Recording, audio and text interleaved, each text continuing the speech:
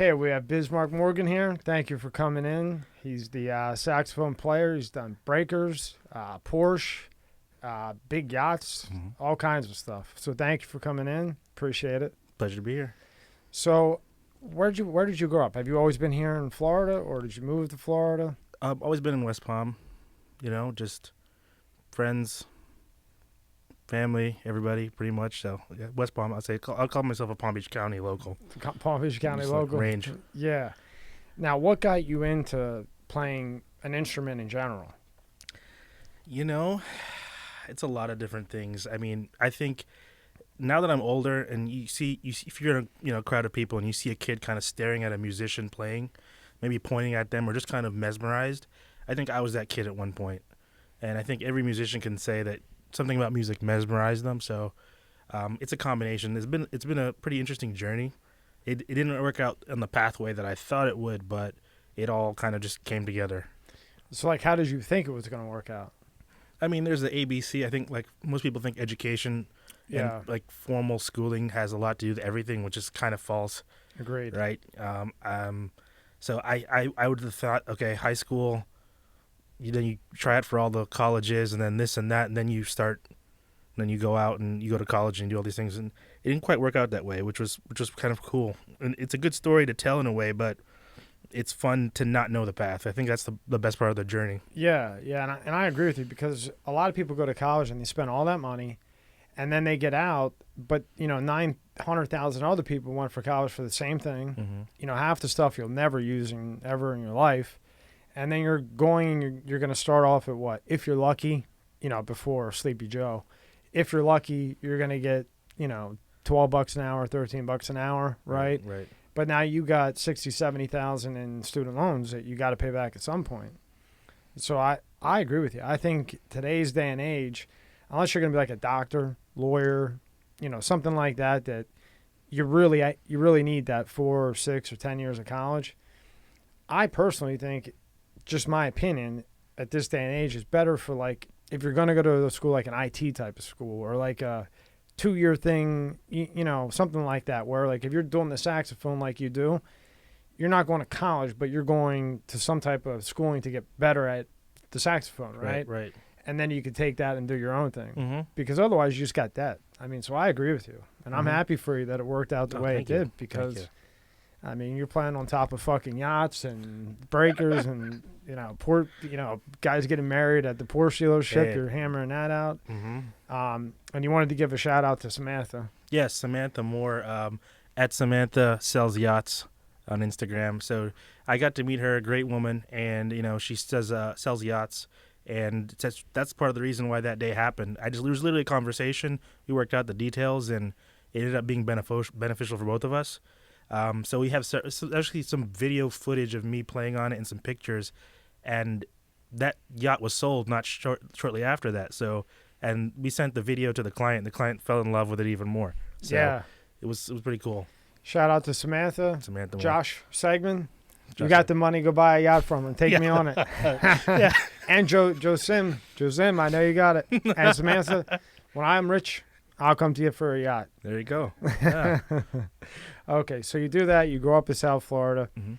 You see the music, right, and it just grabs you. Mm-hmm.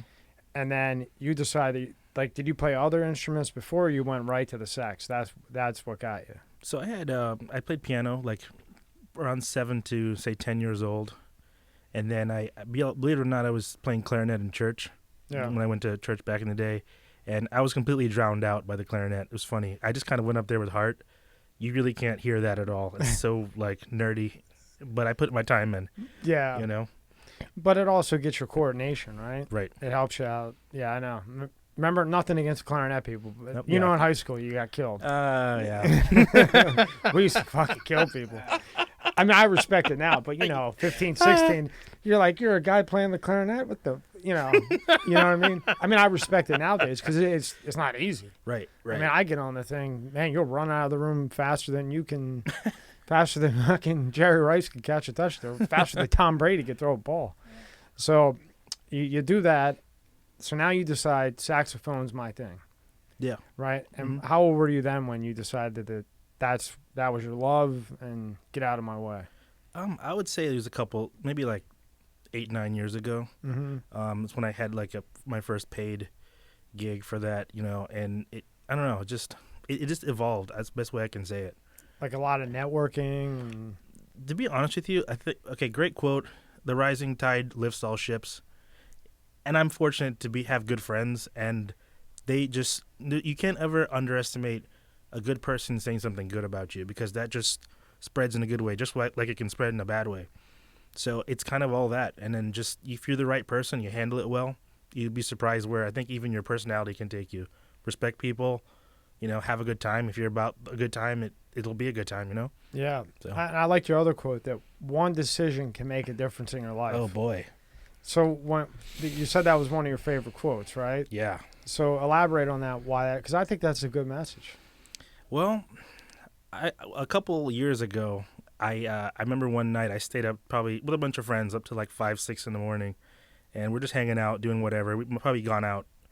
And I had a moment there where I said within myself, okay, the sun's rising. I've had a great time listening to music, hanging out, music the whole night. Yes. There's like a yes that went like, and I was raised very conservatively, so I was kind of bending the rules, if you will, then. But I would say at that moment, I decided to stay a little bit longer hanging out, or talk to that person, or maybe stretch what would be my normal limits. So I think in that moment, that decision to kind of linger a little bit, lingering can be a good thing. You stay around a little bit longer, you meet somebody you never thought you would have met, It's kind of, maybe it's a psycho-spiritual thing too. You think it's like like instinct, like you want to go, but your instinct is telling you stay, stay, and then you listen to that instinct maybe, and then yeah, I call it networking, whatever, but something good happens, right? Mm-hmm. So a combination of instinct, spiritual, I believe that. I mean, sometimes it can go counterintuitive to always wanting to be on time and having a structure. Sometimes the best profits come from things that are completely disorganized and didn't work out the way you thought. Yeah. And you just have to learn to take it on the up or down. Right. I always bring this up with people. Before I go out and you see somebody like they're at the bar and they're in like flip flops, didn't cut their toenails for 2 weeks. Mm-hmm. Some like, Hawaiian shirt on, looks like they didn't shave in a year. And, you look at them, you're like, what the heck? But little do you know who that person could be, right? That could be the owner of whatever. That could be a guy looking for somebody that wants to work, So I learned over time never to judge by a cover, because you don't know who's who. Right. And a lot of people like that, they dress like that purposely. And that's why they're fucking rich. Mm-hmm. Right? Those are the guys who buy the yachts. When you did your first paid performance, mm-hmm. were you like nervous to go up there, or you were confident in yourself that you're good to go? I think I probably didn't think about the money, honestly. No, I mean not the money. I mean just like the performing your first gig where you're getting paid in front of people. Yeah. I guess I could say music transforms me in a special way. Mm-hmm. I think I was surprisingly comfortable. Is it like a therapy? Probably, yeah. Maybe a stream of consciousness, kind of like, I don't know, you ride the jet stream. Yeah. You're just kind of coasting, and after a while, you think to yourself, like, wow, I'm doing this. I think you can, what is it, Albert Camus. I'm quote happy today. No, I like it. Albert Camus once said, the intelligent mind is basically able to watch itself think. So I would put it like that way. Like, I can know I'm doing something, but I can also think about other things while I'm doing it. So it's kind of like that. It's like a very surreal moment, I guess. Almost like a multitasking, but on another level, mm-hmm. right? And where was the first gig that you played? Oh, I can barely remember. Really? Honestly, it's so many. Yeah. But I can say they've been unique, and I think what's been great about them is, their weddings, their special moments. Sometimes, hey, I want to impress this girl. I need you to show up here at this time. I'll give you this amount. Just come through for me. And those are like really priceless. Or even playing impromptu. Yeah. And what does Tenor mean? So what's it, like Tenor Saxophone? I'm saying it wrong? Am I butchering it? Tenor? Tenor saxophone? Tenor. Tenor. Grammar's terrible. I'm working on it. It's all good. You didn't know how to say that, Rob. I'm sure he did. But I got to blame somebody. So there's different ranges of saxophones. There's the one that most people know Kenny G plays that's straight. It's a soprano sax. There's an alto sax that's curved, and then the tenor sax is just a bigger version of the alto, which is like generally lower. And that's what I play tenor. So I've always loved. There's like a guttural soulish connection I have to it. I respect the alto. It's great, which I may get one day, but I like to stick to what I'm already doing well at, Yeah, like that's your thing, right? Mm-hmm. Rob, can you look up the different type of saxophones? I just like to see what the differences are. Yeah. But when I first saw this, I thought about it, but I wanted to meet you more. That saxophone's got to be a panty dropper, my man. The piano and the saxophone. I let other people confess that. I was pretty chill about it, but to be honest with you, I'm very, very shocked at what it can do. I mean, that is the best reply I've ever heard to me saying that. Great reply. Great reply, and you're good, my man. Oh, thank you. That was good. I'm impressed. I'm impressed more by the reply than the saxophone. Okay, so tell me what you better read this. Okay. Because I'll butcher it. So we baritone. Baritone. Correct. Okay, now what is that? The baritone is it's like an ultra bass lower baritone. It's more physical because it involves more of your body. So generally, it's touching the floor. You kind of more physical with it. It's bigger. It's a lot more. It probably requires a lot more athleticism to run around and show emotion with it and move it around. But it's just bulky and it's lower tones. Yeah, I wouldn't. Yeah, I agree. Well, they're gonna pull it. Yeah, get out of there. You can't play YouTube on YouTube. Fucking crazy. There's the picture. Yeah, that's big, man. Yeah, that's really big. Is that harder to play, or it's just bulky and uncomfortable? I mean, I respect the passion of those who choose it. I think if you love it, you can make it appealing. Yeah. In a bigger setting, if you're playing in a full band, it has its own parts, its own range. It's rare to hear a baritone solo on anything. Now go to the one out. Yeah, what is an alto? That's a little bit shorter, right? Alto. So alto is like just a alto higher pitched saxophone, like your famous recordings. What's that George Michael song? Everybody, Careless Whisper. Was in that range. Yeah. Okay. That's a good frame of reference. What did Kenny G use? So I have some really interesting things to say about Kenny G. Yeah, tell me. Pull up the one tenor. Tenor. Mm-hmm. Damn. Yeah, tell me about Kenny G. So great musician, and nothing but respect for him because he has literally probably a multimillionaire status. What he's done in growing himself as a business person. A lot of the stuff that you hear, like holiday stuff, it's great, but some people can say it's overplayed, which I can see that, but I respect him both ways, but ultimately, if you look up some videos of him playing in the 80s and late 90s, you can hear Kenny G really shred. He doesn't play the tenor sax now as much. He's like doing soprano, playing like cooey music that you drink eggnog to on Christmas time. Yeah. But if you want to hear him rip, you can look up some stuff because most of those guys, they start out touring for other artists. And before they have their own name, so they come on stage first before the main event, right? Well, not necessarily. Okay. They're just backups. Like you have a drummer, keyboardist, guitarist, and a horn section of 3 or 4 people, and then a main act. I don't know, just for random sake, Justin Bieber. Like the tension really isn't on the musicians, but it's really on him. Yeah. So just imagine someone touring with artists of a big repertoire, and then eventually they decide to kind of go on their own. Yeah, right. Yeah, I've noticed that because I don't hear anything like I hear Kenny G. Actually, I'm trying to think when I hear him, and it's always holiday shit. I met Kenny G. He always at the Honda Classic every year, and he's a good golfer. Really, really good golfer. Oh yeah. And chill, dude. Is he? Chill. Yeah. Chill, dude. Been playing since he was like 4. Just chill. Cool dude. Yeah. So if you want to hear Kenny, the real shit, you go back to the 80s and 90s and he tears it up, right? Yeah, it's hard to find the videos. I wish I knew which to tell you to search, but yeah. But you type in Kenny G, you'll find it. But you think he's the biggest of all time? By name, brand, and recognition.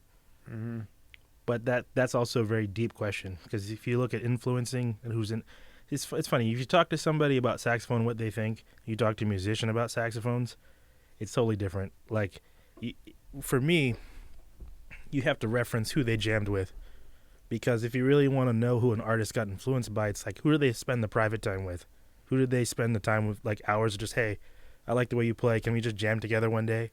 That's like the real conversation. It's like saying, big pieces of legislation can be signed from small conversations at coffee shops. Gotcha. Right? It's Yeah. kind of like, the moment of inspiration is like, can be totally different. But no doubt, I think he really leveraged business and music very well. So he's a household name. I've had drunk people come up to me all the time while I'm playing. Hey man, play Kenny G. Yeah. I'll be playing something and just, hey man, can you just play that Kenny G? They don't. I mean, they just. I don't know. Can you play like he used to rip back in the day? I have my moments. Yeah. I think I have diverse moments. One of the best things I've ever heard a sax player tell me was accentuate or exploit the differences that are unique to you. Does that mean like make yourself unique, but use tools from others? I would say it's a combination of that. I think you kind of reveal it to yourself with time, no matter what the craft is, whether it's music, whether it's I don't know, anything, right? Yeah. You kind of, with time, you get to know what your strength is in your deck of cards, and then you learn not only that it's strong, but when to play it. Right. That's like the wise part of it. Yeah. So it's like, would I spend the whole time going nuts on the sax? No, I would sit back, I'd wait, then I see a moment, take it, and that's kind of like more holistic, Right. and memorable. Yeah. I think if that's my all-time goal is probably to be memorable, be on 2 or 3 songs that are just like, wow, he was the guy in that. May not be the focus, but was a part of it. But you're a part of it. That's what one of my quotes is, there's one thing that nobody can ever take from you is memories. I agree. Nobody can take memories. They can take your money, they can take your cars, you can go bankrupt, your house, your girl can leave, your wife leaves you, whoever. But the one thing nobody can take from you is memories. Nobody. So Oh yeah. so your goal is a good one. Mm-hmm. Now, you did a wedding at the Breakers with camels? Like real walking camels? Yeah. So I played during the what was it? I played during I think a little bit of the cocktail hour of this wedding. It was I believe a Greek woman and an Indian man being married. So that within context is historically like the wedding should have been a month long. Yeah. Right? So the camels were present.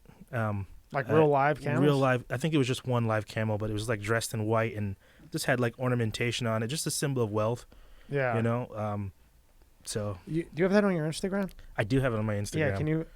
We have it up there, but And it's not me in the picture either, but I like to shout it out. hell yeah, right? I mean, that gives you credibility. I Mhm. mean, it does.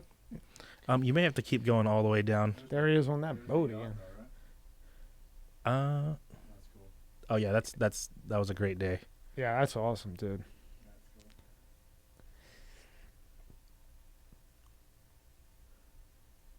Yeah, man, you got some killer shit. That's the Breakers, right? Right there. That was actually Boca. That was in Boca? That's in Boca, yeah. I could see why you use the sax that you do, because one of your big things is getting the crowd involved.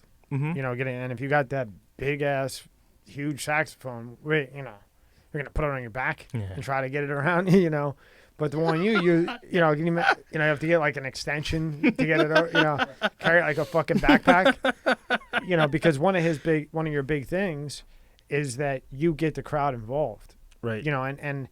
I've gone to concerts where there was, saxophones and I don't know how you guys do it. I don't know how you have the lungs for it. It's Endurance? hold on, wait, before we get you know what? It's probably on another friend's page. If you go to Jonathan Dewar, type in the Dewar, TheDu. Yeah, if you go there and scroll maybe like the same distance down, you'll start to see it. He's another great guy. He does a lot of, not only is he a great realtor, but he does a lot of emceeing for the events we do. These realtors are killing it right now. Huh? The realtors are killing it right now. Oh my God. The problem is, I think I'm positive it's just a balloon. It's going to pop. Yeah. It has to. Yeah. I mean, inflation. There it is. Sorry. Boom. What? So the Look at DJ, this shit. Adam Lipson's on the right. He was a DJ I work with a lot, and then you got Jonathan Dorr in the middle. Just look at two playboys with a camel. Yeah. What do you do? That's pretty badass. What a rough life. Yeah. That's cool. Tough life, right? Tough. Jesus. So when you're doing that, what I was saying, like, do you have to build an endurance to get that lung strength? It's a combination of that. I look at it like a garden hose. So if you want more pressure for it to go farther, like imagine there's no, squeezable head on the top. Just put your thumb on it. The more you put your thumb on it, it's kind of just regulating physics. And then the more you put the thumb on top of it, the faster the water flows out. So it's kind of like a technique more of anything, and getting yourself just adjusted to your setup. That's interesting. I always watch you guys, and like the buttons and all that. Like, how the hell do you do it? I could never do it, but I can't swing a hammer either. Right. I'm an idiot. If I build something for you, believe me, you don't want that. It'll probably end up in pieces. Oh man.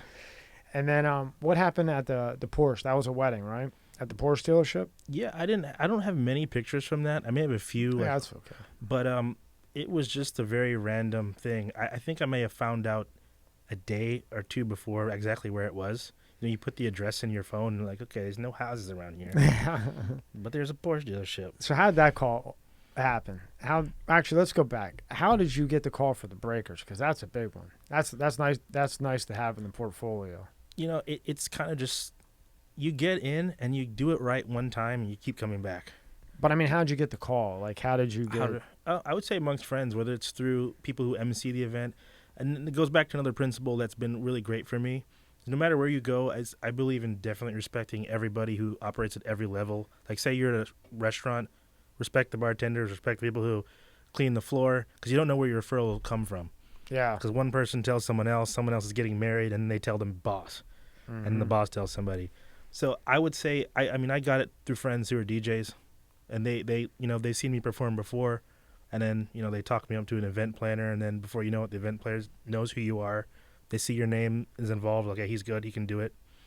So like they're working with DJ Legato or Gregory or JR or whoever it may be, and then he says, "Hey, look, this guy can play. Morgan can play," and then word gets around, and then through the event planner, they decide, oh, we want a sax in there, and then that's how you get the gig. Pretty much. And then you come in, you kill it, and then it just goes from there and there and there and there. And it's worked even through other ways of the people actually attending the events, like the people getting married or one of the people in the groom's parties. Like, you got to have this guy, and I'm grateful for that. It's like it's hard to, like, my marketing has been very small because I've just been grateful and blessed to like know good people, and everything just kind of connects. We're all human, and we all have our bad days, but I make sure that I keep my bad days to myself. It's not anyone else's. It's not. You can't make, if you kind of making yourself the center of the universe if you walk around with a bad attitude. If you make it about other people, then it kind of changes things. So I try to do that. It's not easy, but you'll like this quote. I'll screw it up. Don't worry. You'll correct me. If you put bad energy into the universe, bad energy is going to come from the universe. You ever hear that one? I'm sure I butchered it. That's ideal. That's perfect. So. And I would say, I've known all three of us. If we're having a bad day, you won't know. Right. Might bitch to each other for a couple seconds, but then it's gone. Because you got to keep moving. Right. Otherwise, you're a loser. Exactly. There's losers and winners. Yes. You choose. Yes. You have a bad day, fuck it. Life goes on. Because, right? Yeah. Listen, Morgan, you have a bad day. You still got fucking bills coming in, right? Right. Still got responsibilities. 100%. Nobody cares about your bad day. And that's a big problem nowadays. It really is. So that's how you get the breakers gig. Then how do you get the Porsche gig? It was just literally someone. Same type of thing. Same thing. Like, just you work with somebody, they bring them with you, and you just do it. That's awesome. It's literally. It feels more complex. Like it should be harder, but as one person once said, half the battle in life is showing up. So when you show up, you deliver, and you show up more times, you get better at it. And you actually show up. You actually show up. Because I've noticed like a lot of successful people, they get to a certain point, and then they get content. And then to them, their ego gets the best of them. Right. And then say there's something else they have to do, they're like, fuck the Porsche dealership, I'm not going to go. and then they end up falling off the map. You know what I mean? Selecta Steve's said something great once, and I mean, I say these people say these things, but sometimes I just read it on their stories and it sticks with me. But he said, if you always stay ready, you never have to get ready. Yeah. And there are days it hurts to stay ready, but when it's time to go, you're ready. There's a book called Machiavelli the Prince, and in that book, he went to war and won all these wars, and a lot of people, it's a book to read of knowledge. Everybody thinks it's like some crazy like rapper book or mob book or whatever, but it's actually the guy was going to war. Mm-hmm. And one thing, but Wall Street people read it, stuff like that, because everything in it, even though he's going to war, you can apply it to business or what you're doing or whatever else. And one of the quotes in there is availability. The most important thing is availability. Where 3 o'clock in the morning you're available. And if you're always available, that's going to separate you from the other person. And now he was relating it to going to war, but meaning he's always available to his troops around him to help. No matter what time it is, availability. He would always say availability. So what you're saying is you're available, you make yourself available, it doesn't matter what time, and you show up, and then it leads to playing on, I don't know, how much you think that yacht was? That was a nice yacht. That was a good one. Yeah. That was a big one. How many yachts have you played on? If I counted, probably 4 or 5. Big ones. Yeah, the largest one was, this was a good one. It was called the MY Moneypenny. If you look that one up, oh boy. What is it? It's called the MY Moneypenny. Yeah. And so that's another DJ I met through other DJs, and who I get these texts. It's really what it's evolved to now. It's like I get the text, I know who it's from, show up here, there, bam, bam, and it starts. But this was like I think like 200 and how many? This one? Oh yeah, so this one was Holy hell. This was a great one. This one was docked at This one here? Mm-hmm. It wasn't in motion. It was docked in front of Click the on that, Fontainebleau. Rob. That is a big boy. That's a beast. Whoa. It's an animal. And so I found out later, this party in particular, it was Go to what's photos. What's that party in Miami called? Sunfest? No, there's one in Miami. It's Oh my Art God. Basel. Oh, Art Basel. Okay. So this was a private Art Basel event. The yacht was docked, and it was what's called a high net worth party. Yeah. I couldn't have my cell phone at all. I couldn't take pictures or anything. So to qualify to purchase a ticket, you had to have a certain net worth, like you would say above 10 mil or something. And then on top of that, the tickets were probably thousands of dollars each. So you're paying for the privacy. Look at this. Yeah, Wow, boy, that's a yacht, boy. that is the real deal. And you played on there? Yeah. So actually, if you see where the jacuzzi is, Yeah, I did see that picture, and the jacuzzi was behind you. I saw it. and so we were set up probably like to the right or right in front of the jacuzzi, and then to the right, even more behind us, was like the guy serving hors d'oeuvres and stuff, Yeah. and the bar, and it's very dynamic. No joke. Bismarck, what do you got going on? You're playing on here, man. You're Hey. some serious shit, pal. I think it's surprising. It's very casual. There's a picture on your. Look at that. Look at that flight deck. Look at that. Look at the screens. Mm-hmm. That's some shit, boy. It's like a fucking airplane.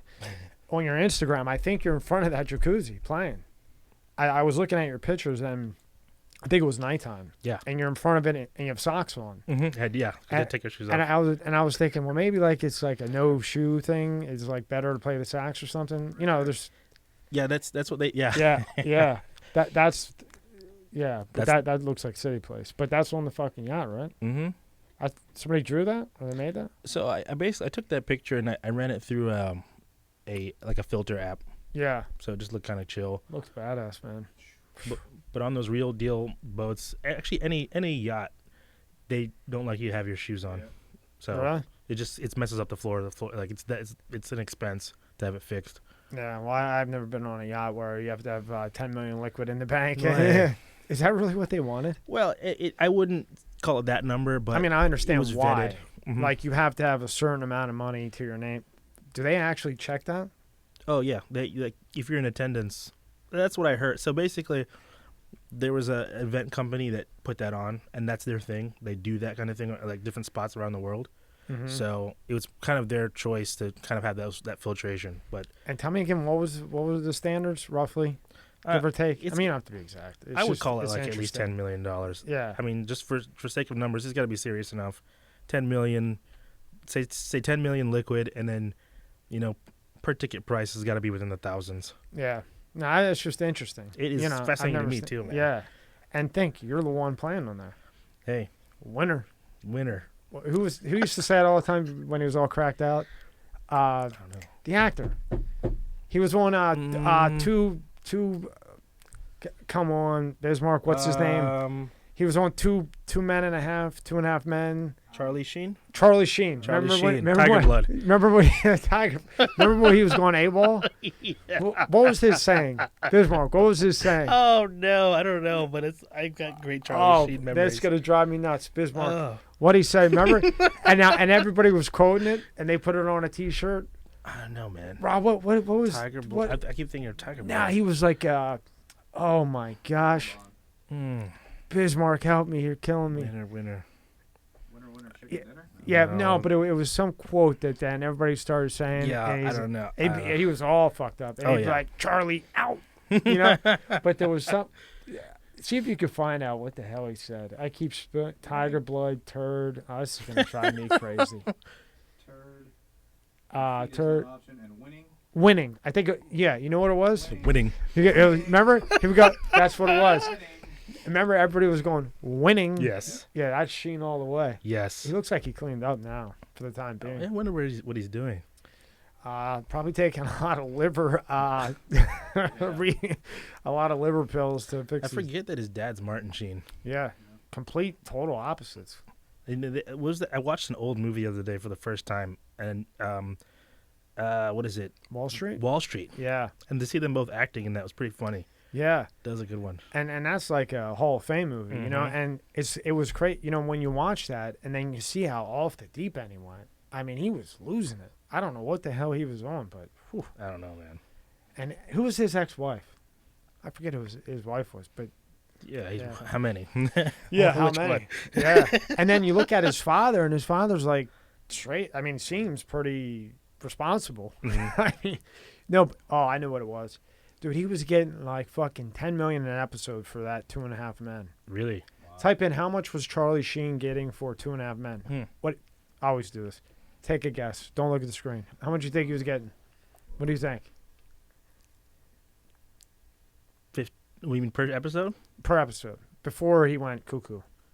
15. 15 million? An episode. He's probably right. I think 10. Oh yeah, he was getting paid a lot. Really? Yeah. I'd say 5. You say 5, Rob? I'll say 5. 5. I think more. 10, 15 is about right. And again, I've seen reach the deal Oh. received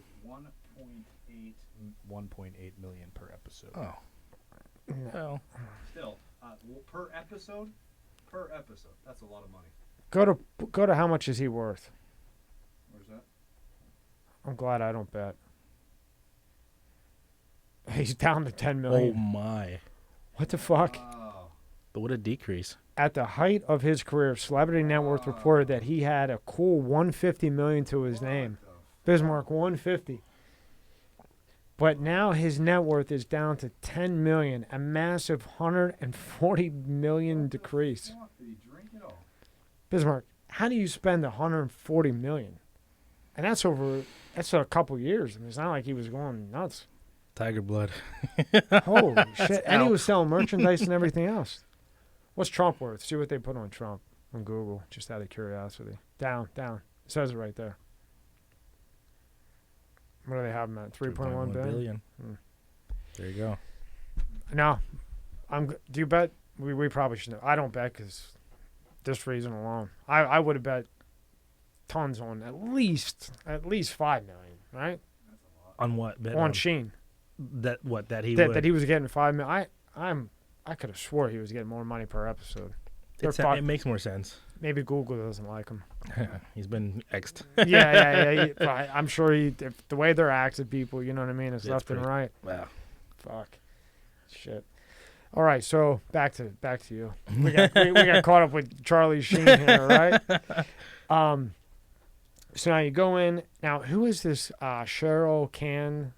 She did a report on you what she do, an interview with you, or she had a lot of great things to say about you. So Shara Khan Lily is one. Shara Khan Lily, apologize if I'm saying your name right. She and her sister Maxie Khan Lily are one of the premier realtors in the Boca Raton area and in Palm Beach County, probably South Florida, because they do deals in Miami. They're all over. So I actually played for Shara's 30th birthday party. Extremely good time, great memories. And they're just great people. So, they're very, very positive. They talk me up a lot. I say a lot of great things about them as well. So, and everything she said in there, she definitely meant. Two upstanding, not only beautiful, but businesswomen. They close deals. Yeah, she had said in the piece, we'll pull her website up later to, shout out to her, because she said some really nice things about you. She said that basically you wouldn't think it, but if you get Bismarck in when you're going to sell a house and you have him playing the sax, basically your chances of closing the deal that you were kind of iffy on there's a much higher percentage with him there that you're going to close that deal than without him there, because he'll play the right tunes. It's impressive to the people on the walkthrough.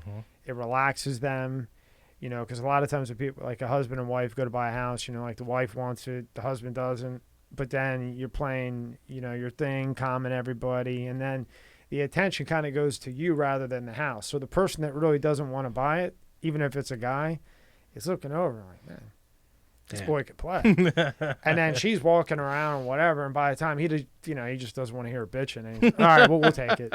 Or the other way around. He wants it. He wants his man cave, has to make sure he has a man cave. But she's just, it'd be better if the guy wanted it and the girl didn't, because then you could really persuade him. Yeah, man. So basically, she was saying, if you're a realtor, you're an idiot not to, get a hold of Bismarck and get him on your roll. Man, it's a rogue element. I tell you, if I was going through a house and I saw a sax player, it would just be kind of like feeding me subconsciously, buy the house, buy the house, Me buy the too. house. Yeah. When I read that, I never even thought about that. And I said, you know what? That makes a lot of sense. Because not only does it put you in a good mood, it says, because hypothetically, the realtor doesn't do it for everybody. Right. So the person walking in, I didn't even think about that. right? So the person walking in is like, wow, Yeah. this realtor just got a saxophone player for me to look through the house. Right. This I'm getting treated like a VIP walkthrough. And of course, as a realtor, she says, or he says, well, I have 10 other people looking at it, but here's a sax player just for you. Well, I could play that card to no end. Ugh. Yeah. But it does. And when you put it together, and I was reading it, and I was like, man, that makes sense, because it calms everybody. Because there's always fucking tension. There's always something somebody doesn't like about a house. But when you got Bismarck there playing his tunes, everybody, right, Rob? I like that idea. He does like a lot of like drone picture. Tell him what you do, Rob. Sorry, I clicked the wrong button. It's just interesting because it all works together. You know what I mean? I clicked the wrong button twice there. Sorry. I do a lot of real estate, video, drone photography, interior stuff, and I like that. I could do a video with Bismarck inside of a house. I like that. Oh, yeah. Yeah, That would be dope. that's what's up. Yeah. So That'd be he'll dope. go and like somebody's, selling it or whatever they're doing with it, and then he'll do the drone shots and all this crazy photography stuff that I have no idea how he does it, and then he helps them market it. But you got Bismarck there. Whew, Yeah, Bismarck. get about it. That's the closer. That's the closer. That's the That's the closer. closer. You know what I would do? I'd put him in a bathroom, with a drink, something good to eat. Hide you in the bathroom, right? And I bring him in. I wait. This is what I really would do. This. like this. Not the bathroom. That sounds. I like, love it. No, it's funny. No, when I think bathroom, I think Bronx Tale. You ever watch that movie? I actually have not. Oh, you got to watch Bronx Tales tonight. So I got to tell him. Ready? Okay. So the Bronx Tale. Oh, you're missing. Bismarck, you'll love it. You'll fucking love it. Listen. You like quotes, right? I love quotes. Okay. In the Bronx Tale, they say all throughout the movie, the worst thing in life is wasted talent. Okay. What a fucking quote. And you didn't watch the movie. You got to watch I this gotta watch movie. it. Bismarck, I'm I've going got to something to text do. you 100 times till you watch it. Please do. So he takes on this younger Italian kid, Mhm. Caludro. They call him C. Mm-hmm. He's not allowed to go down to the bar with the Italian guys or whatever, but he goes down anyway. So the boss, the Italian boss, they're playing craps against the wall, right? Mhm. And he's letting the kid throw it, and the kid's like 6, 7 years old. Well, everybody's downstairs, and he's getting this guy Sonny, who's the boss, really takes a liking to the kid because Sonny had shot and killed somebody, and they go to question this young kid, and he doesn't rat on him. But he saw the shooting. Mhm. So now Sonny, the boss, respects Caludro like crazy and wants to help him out. The father, Robert De Niro, who is a dick in person, didn't want him going down there anyway. Sinks down, blah, blah, blah. Mm-hmm. So they're rolling the dice, hitting the wall. And before the kid rolls the wall, like a fat guy would come, but I don't want you around this kid. In the bathroom. Put him in the fucking bathroom. Put him in the fucking bathroom. then he's looking around. The kid's about to roll the dice. That face, because he had like acne scars like crazy. I mean, like a face that's hard to look at. Oh, wow. I don't want this kid looking at your face when he's rolling my dice in the bathroom. He throws like 4 or 5 guys in that tiny bathroom. It's funny. Okay. You gotta That's watch funny. it. I need to watch this. I wouldn't put you in the bathroom. I take it back because I think of that. I put you like in the garage, right? And I see how the deal's going and see if it feels good. Right. And if I think I'm losing them, I'd say, hold on 1 second. Come out. Blah, blah, blah. Get them in a good mood. So let's talk about this again while you're playing, right? So, I like it. about those Good numbers. move. That'd be a hell of a move. Yeah. I'm gonna Shit. get your Yeah. card. I'm gonna get your card after this. Yeah. Element of surprise is huge. Yeah. That's big. Yeah. Cool. They get him, forget about it. Oh. Over, buddy. Over. That's actually do you a lot. There you go. In different ways. So you're doing that. I can tell you that you love it. Now, how do you work with DJs with it? So, like, as you're playing the saxophone, you do a lot of gigs with DJs, right? Mhm. Like, how does that work together? So there's a technique called playing by ear. It's Mhm. the best way I could really just relate it is kind of like how we're having a conversation. I try not to speak when you're speaking, and we kind of trade off, so it's kind of a flow. And when people listen to this, it makes sense because they can hear both of us differently, and there's like a theme, right? So when it comes to playing with DJs, it's the same thing. It's something you definitely have to train. It's like, like if you say words, I understand what they mean. They're in English, right? So it's literally the same thing, but musically. So I don't rehearse really.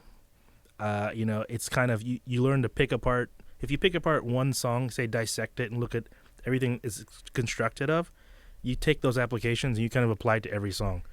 So that's kind of like a very base way of saying that music is mathematically, rhythmically, and patternistically connected across no matter what style or genre. Mm-hmm. So I'm a big fan of less is more, and a lot of times, you don't throw all your cards out at the beginning. Get in there smooth, do it right, and then in the right moment, just hit them with some spice. If it's too much spice, it's gonna ruin any meal, right? So you kind of like fill out the flow, mhm. and then play it by ear from there. The first time I ever saw one live, believe it or not, I went to a Chris Brown concert, Mhm. and he did like the first 3 songs with a band, Mhm. and he had 2 different sax guys doing it. Mhm. I don't know, how do you have two saxophone? It just popped in my head because it was live, Right. and it was really good because it wasn't electronic shit. It was Mhm. like drums, Right. guitar, the whole shit. Even though it's like R&B or maybe a little bit of rap in it, but he had 2 sax guys. Right. Is that tough to play with another saxophone player? It's kind of like picking an all-star team. Like, you want to pick your best players, but you also want to pick players who know how to work with each other. Right. If it would be terrible if they were overplaying each other and just completely kind of crisscrossing. If there's like back to the conversation, idea. If they know how to take space and utilize space properly, it's going to sound great to the audience and playing together. Some people will be entertained either way, but from a true musician's perspective, you should really, be aware of what's going on. But it's just at this moment, it's kind of, as a musician, you're really getting better at reading moments. Yeah. It's like moment to moment. Yeah. Thinking back, I'm remembering it, and one player would be on one side, and obviously they're on a 50, tour, a 50 venue tour in Right. stadiums, Mm-hmm. and thinking back and watching, and I'm like picturing it in my mind when the player on the left was playing, the player on the right he wasn't doing anything. He was just like waiting for the musician on the left to do his part, and then the musician on the right was waiting for his part to come in, and then they would stop. I mean, they had a perfect fucking flow. Yeah. And when you hear a song like a Chris Brown song with a real band, man, is that some shit. It's amazing, man. It is awesome. And I'm not just saying this because you play the saxophone. That shit makes the difference, man. Because it's not just fucking drums and guitar. Mm-hmm. That gives like mood. Mm-hmm. I would say mood. Mm-hmm. Guitar is like to me it's kind of like rip the guitar, let's go work out. The drums, go work out, or just a beat. But and I'm not saying it's just because you play it. Really, that just gives that. I don't know. What's the word I'm looking for? That's like I don't know, not a passion, but Yeah, it's like passionate. it brings out. It brings the passion out, and then when that is combined with whether you like Chris Brown or not, his lyrics are all lyrics that you can relate to. Anybody can. When you combine real lyrics, not the blah, blah, blah, blah bullshit, Right. real lyrics, not like I got my Ferrari, I got my Lambo, I picked up this bitch, I fucked her, blah, blah, Right. blah. When you got real lyrics, Mhm. and then you got that live band with the sax together, it really does something. Mm-hmm. It really does. Oh, yeah. Fucking crazy. And I don't know how you guys do it. This shit, I could never do that. So, I'm a big believer of always encouraging people. I tell people about the 5-year plan. what's And the 5-year plan? The 5-year plan is people say, oh, well, I mean, I really wish I played the sax. Well, I said, you know what? 5 years from now, you're going to wish you started today. And I like to leave people with the hope they can still do it. I never, ever will say, oh, you can't do it. You really can if you dedicate enough time. And don't be afraid to suck. I think that was one of the best things that drove me. When you first play it and you can't make a sound, you got to play through that. Yeah. You got to play through not being able to be like what you want to hear. You have to fail to win. Exactly. If you don't fail, you'll never win. It's all a bunch of failures compounded. That's what Right. success is, man. That then turns you into the person that you are. And Exactly. and I'm sure you're still failing at times now. Oh, yeah. Because if you ever get to that point where if you ever get to the point where you hit your peak, to me, that's the same as content. Right. So even if you're at the top, you can always go higher. Right. And that's just how I always think. And I think you think the same way. you know? I feel like the biggest players that have been around, not even just musicians, but like wealthy people, I'm always like humbled by how practical and how much they believe they can still lose. Yeah. But that's what keeps them grounded, and that's what keeps them successful because they never got content, Mm-hmm. and it wasn't, and people that have come in here that, are loaded, I noticed that they're just always want more, Yeah. more, not money. It's not about money anymore. It's more of the challenge. Mm-hmm. You know what I mean? And those are the ones that just, though, it's not about money, but those are the ones that's going to have that big bank account forever because it's never enough. Not the money. It becomes a challenge. Can I do it? Yeah, Right. I can do it. And the one thing that I also learned throughout, businesses that I've had and things like that, if you don't love it, it's not going to work. Mm-hmm. Like, I like hearing the saxophone, but I wouldn't like playing it. So if I don't love it, I couldn't do it. Right. You know what I mean?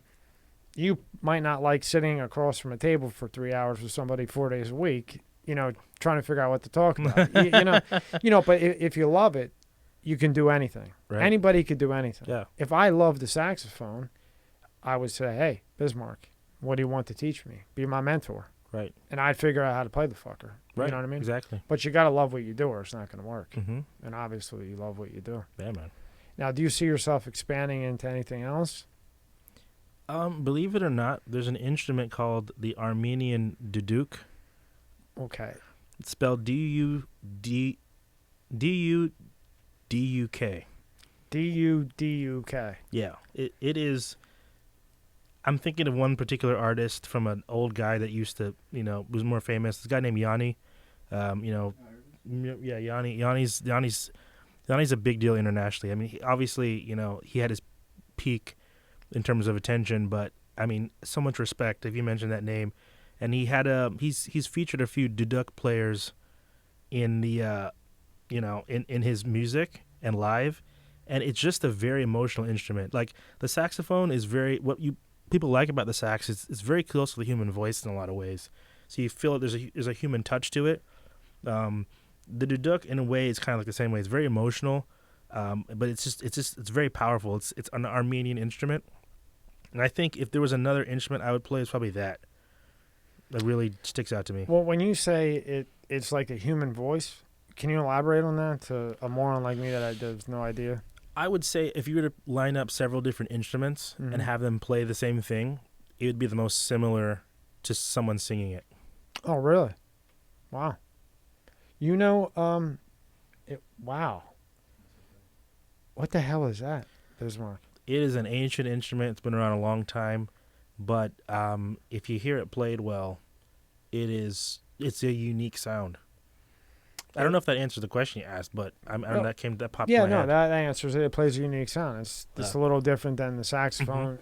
Now, is that hard, or is it the same fundamentals, do you think? I've never picked it up yet, but I have a feeling that I would kind of grasp it, being that I've been playing the sax. So, and again, I guess that's another good side about learning is if your interest is piqued, you kind of follow through with it.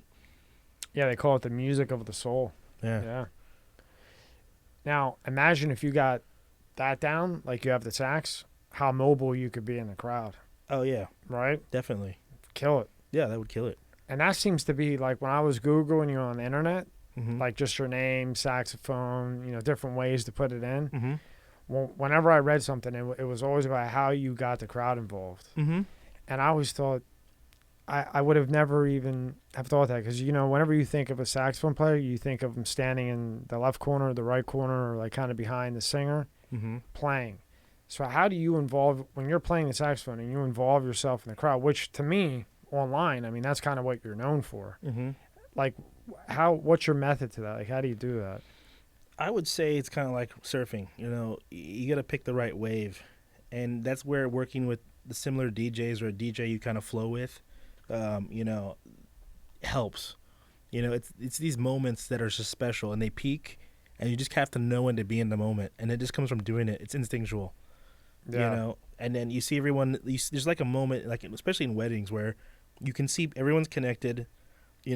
Whoever showed up was kind of like tense is now kind of relaxed.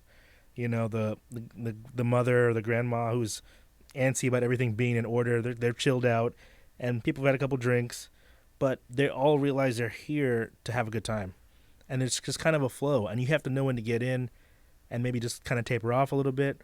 But it also helps that really one of the coolest things is me being able to be a part of weddings for people who are my friends or friends of friends. That really helps.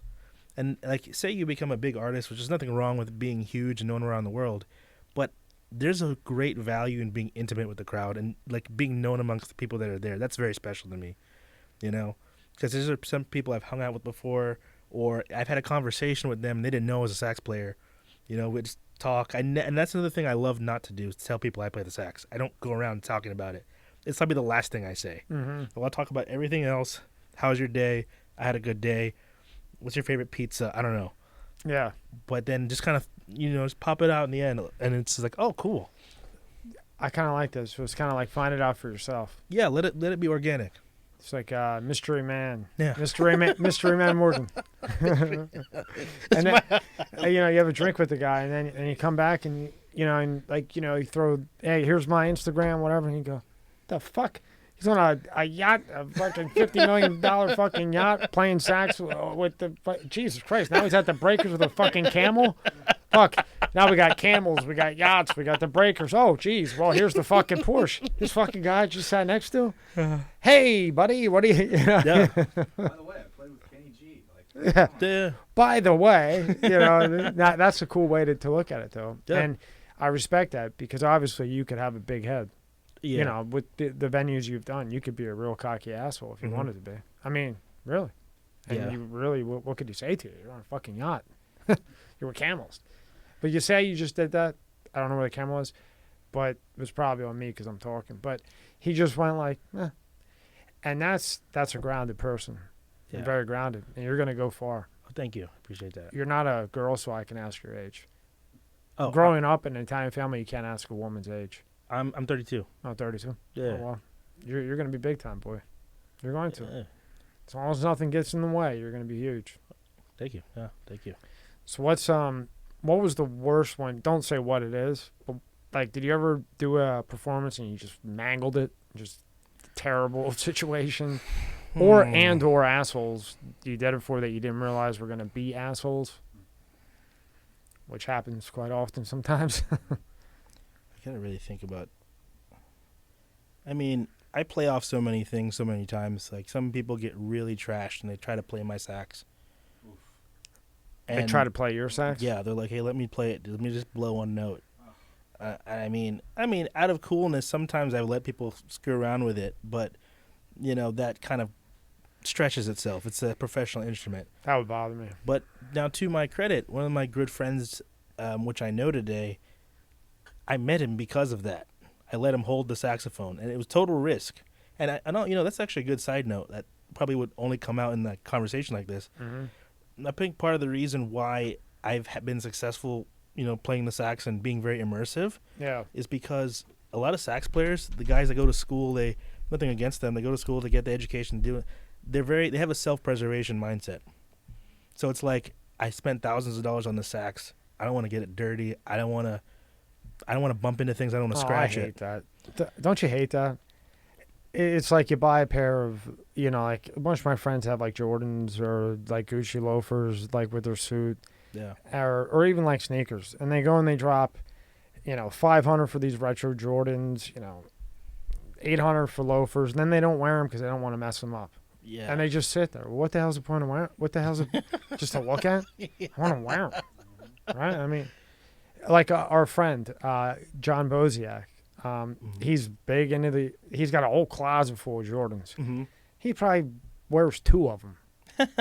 And I respect it. It's his collection, Right. and that's his thing. And he's a great guy, super intelligent. Mm-hmm. I can't say enough good things about him. He's a very good friend of mine, and he is the type of guy that would be there at 3 a.m. to help you out. Right. Yeah. But like you said, like, I don't know if I'd let somebody play my sax though. yeah, it's a risk. Yeah. It's a risk, but that relationship also rewarded itself. But then, like you said, you have to look at it the other way. You don't know who just came up to you asking you to play it, right? So that goes back to earlier. So what do? I guess maybe I would, because you never know. Right. It could expand you. Mm-hmm. Just wipe it off. I Yeah. guess with a bunch of Yeah, yeah. peroxide and Yeah. alcohol and After the fact, you take care of it. Rob's ready to throw up back here, but but but I don't know. Slobbering all over, sucking on it. Oh, well. I mean, I don't know where their mouth was before, if they got herpes. That ever all happened to you? Shit. No, actually, Like no. where you let somebody play it and then it was all gooky.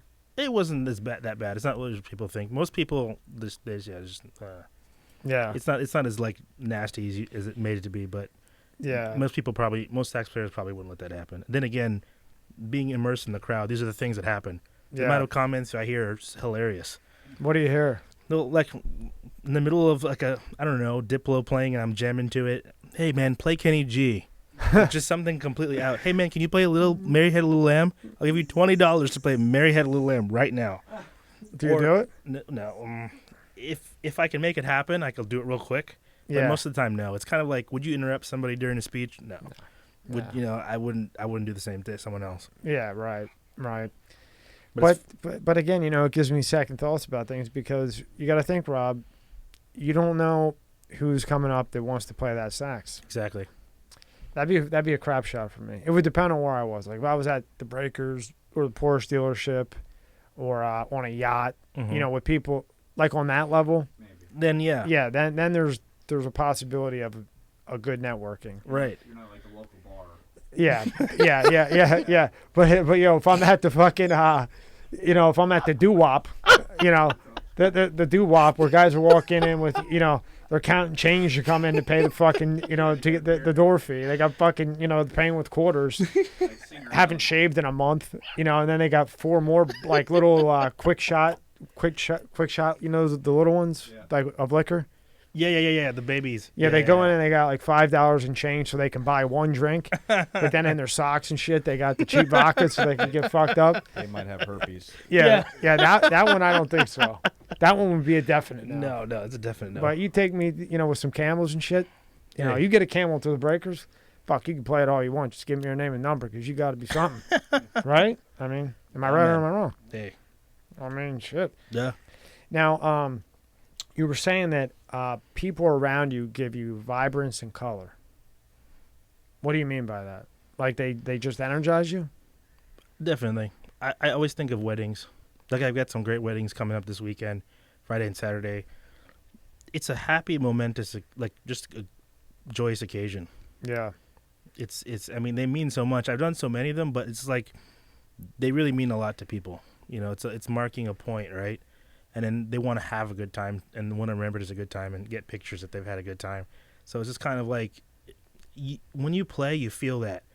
It's like so many times when I play, if I'm hitting like a sax solo or if I'm about to go in and really do something, I honestly think about capitalism, believe it or not. Why would you think that? Because I think capitalism is a great thing. Capitalism, it brings about innovation, prosperity. You're making money, it's a good day, right? And you're feeling good, and you're more likely to give to others. So I just imagine some guy, or I imagine either my favorite food, or I imagine some guy selling a huge deal and make a lot of money. I mean, you hear it sometimes around these different scenes. Like some guy just did this, they did that, and they made a whole bunch of money. We're celebrating tonight, right? And it's like the emotions of, going through all you had to learn to get to that point and then making it. And like, there's nothing like a breakthrough in someone's life. There's nothing like that deal that, when something big comes through. And I think of those moments and I try to like channel them in my head when I'm playing a solo. Cause I feel like that solo is like just that moment, ripping it. It's like, boom. Like you read I'm not huge into the lotto, but imagine reading a lotto ticket and wow, those are my numbers. I just won $430 million. My life's changed. Mm-hmm. Or, I think about that a lot.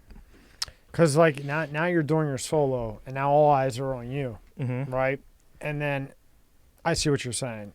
And you like the weddings because now you're a part of a moment mm-hmm. in somebody else's life that's forever. Hopefully, for them forever. Right. And they'll look back 10, 20, 30, 40, 50 years from now, mm-hmm. and there's Bismarck. Right. And you're there forever. Mm-hmm. So I can see why that would be your favorite. You keep bringing up food. What's your favorite food? 3 favorite foods. I like Twix. Twix? Big fan of Twix. I used to eat Twix. I haven't eaten one of them in a while. We're from up north, like in Philly. What's your favorite candy up there? Is there candy? I'm not a sweet guy, but my killer is cheesesteaks. I'm fucked for cheesesteaks. They bury me. French fries bury me. Mm-hmm. Pasta with the right gravy on it buries me. Mm-hmm. And cookies and cream ice cream, done for. Nice. Okay. I can drink 3 large milkshakes back to back to back after a cheesesteak. Oh my God. With French fries. Oh no. I can eat like an animal. Wow. How many calories is that? I do that on my cheat days. I cheat day. Yeah, because like I watch what I eat 5 days a week, and then 2 days I'll shock the body because like I don't have like so you got a wide frame. Like your frame is wide. Yeah. Yeah. Right? Like I'm not wide. I'm like this little peanut fucking bullshit. He's wide, right? So I can't get any bigger or I'm going to look like a fat midget. You're right. Right? Okay. So I kind of like watch what I eat 5 days a week, and then twice a week so I don't go completely insane, I shock the body so my metabolism never adapts. Right. You're gonna, because otherwise your metabolism will adapt to whatever calories. Right. So let's say 3 days I'm like 2,000, 3,000, whatever the fuck it is. And then bam, whack it with, giant cheesesteak from New Jersey Mike's. Shout out to New Jersey Mike's. I like that. My man up there, he cooks it the way I like it. Chops it. And large French fry. And then cookies and cream ice cream. Back to back to back. There you go. Probably fucking 7,000 calories. But it shocks the body. Uh-huh. You know what I mean? And I actually am more leaner the next day. So for me, cookies and cream, French fries, pasta with the right gravy, homemade, and whatever the other one was. I forget. I'm starting to think about food right now. I'm hungry. So you like Twix? Twix, chicken parmesan, Chicken Parmesan's good. I generally like salmon or a good, like nicely cooked fish. With that hazel on top of the Yeah. foot. Oh, that's fucking The good. touch, nice Ooh, touch. that little shit they put on. The brown. That brown, right? A little bit of.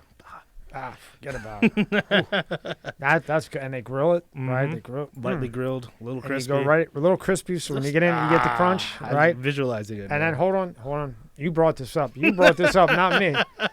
And then you got a little bit of rice to mix in with it. Oh, And asparagus. asparagus.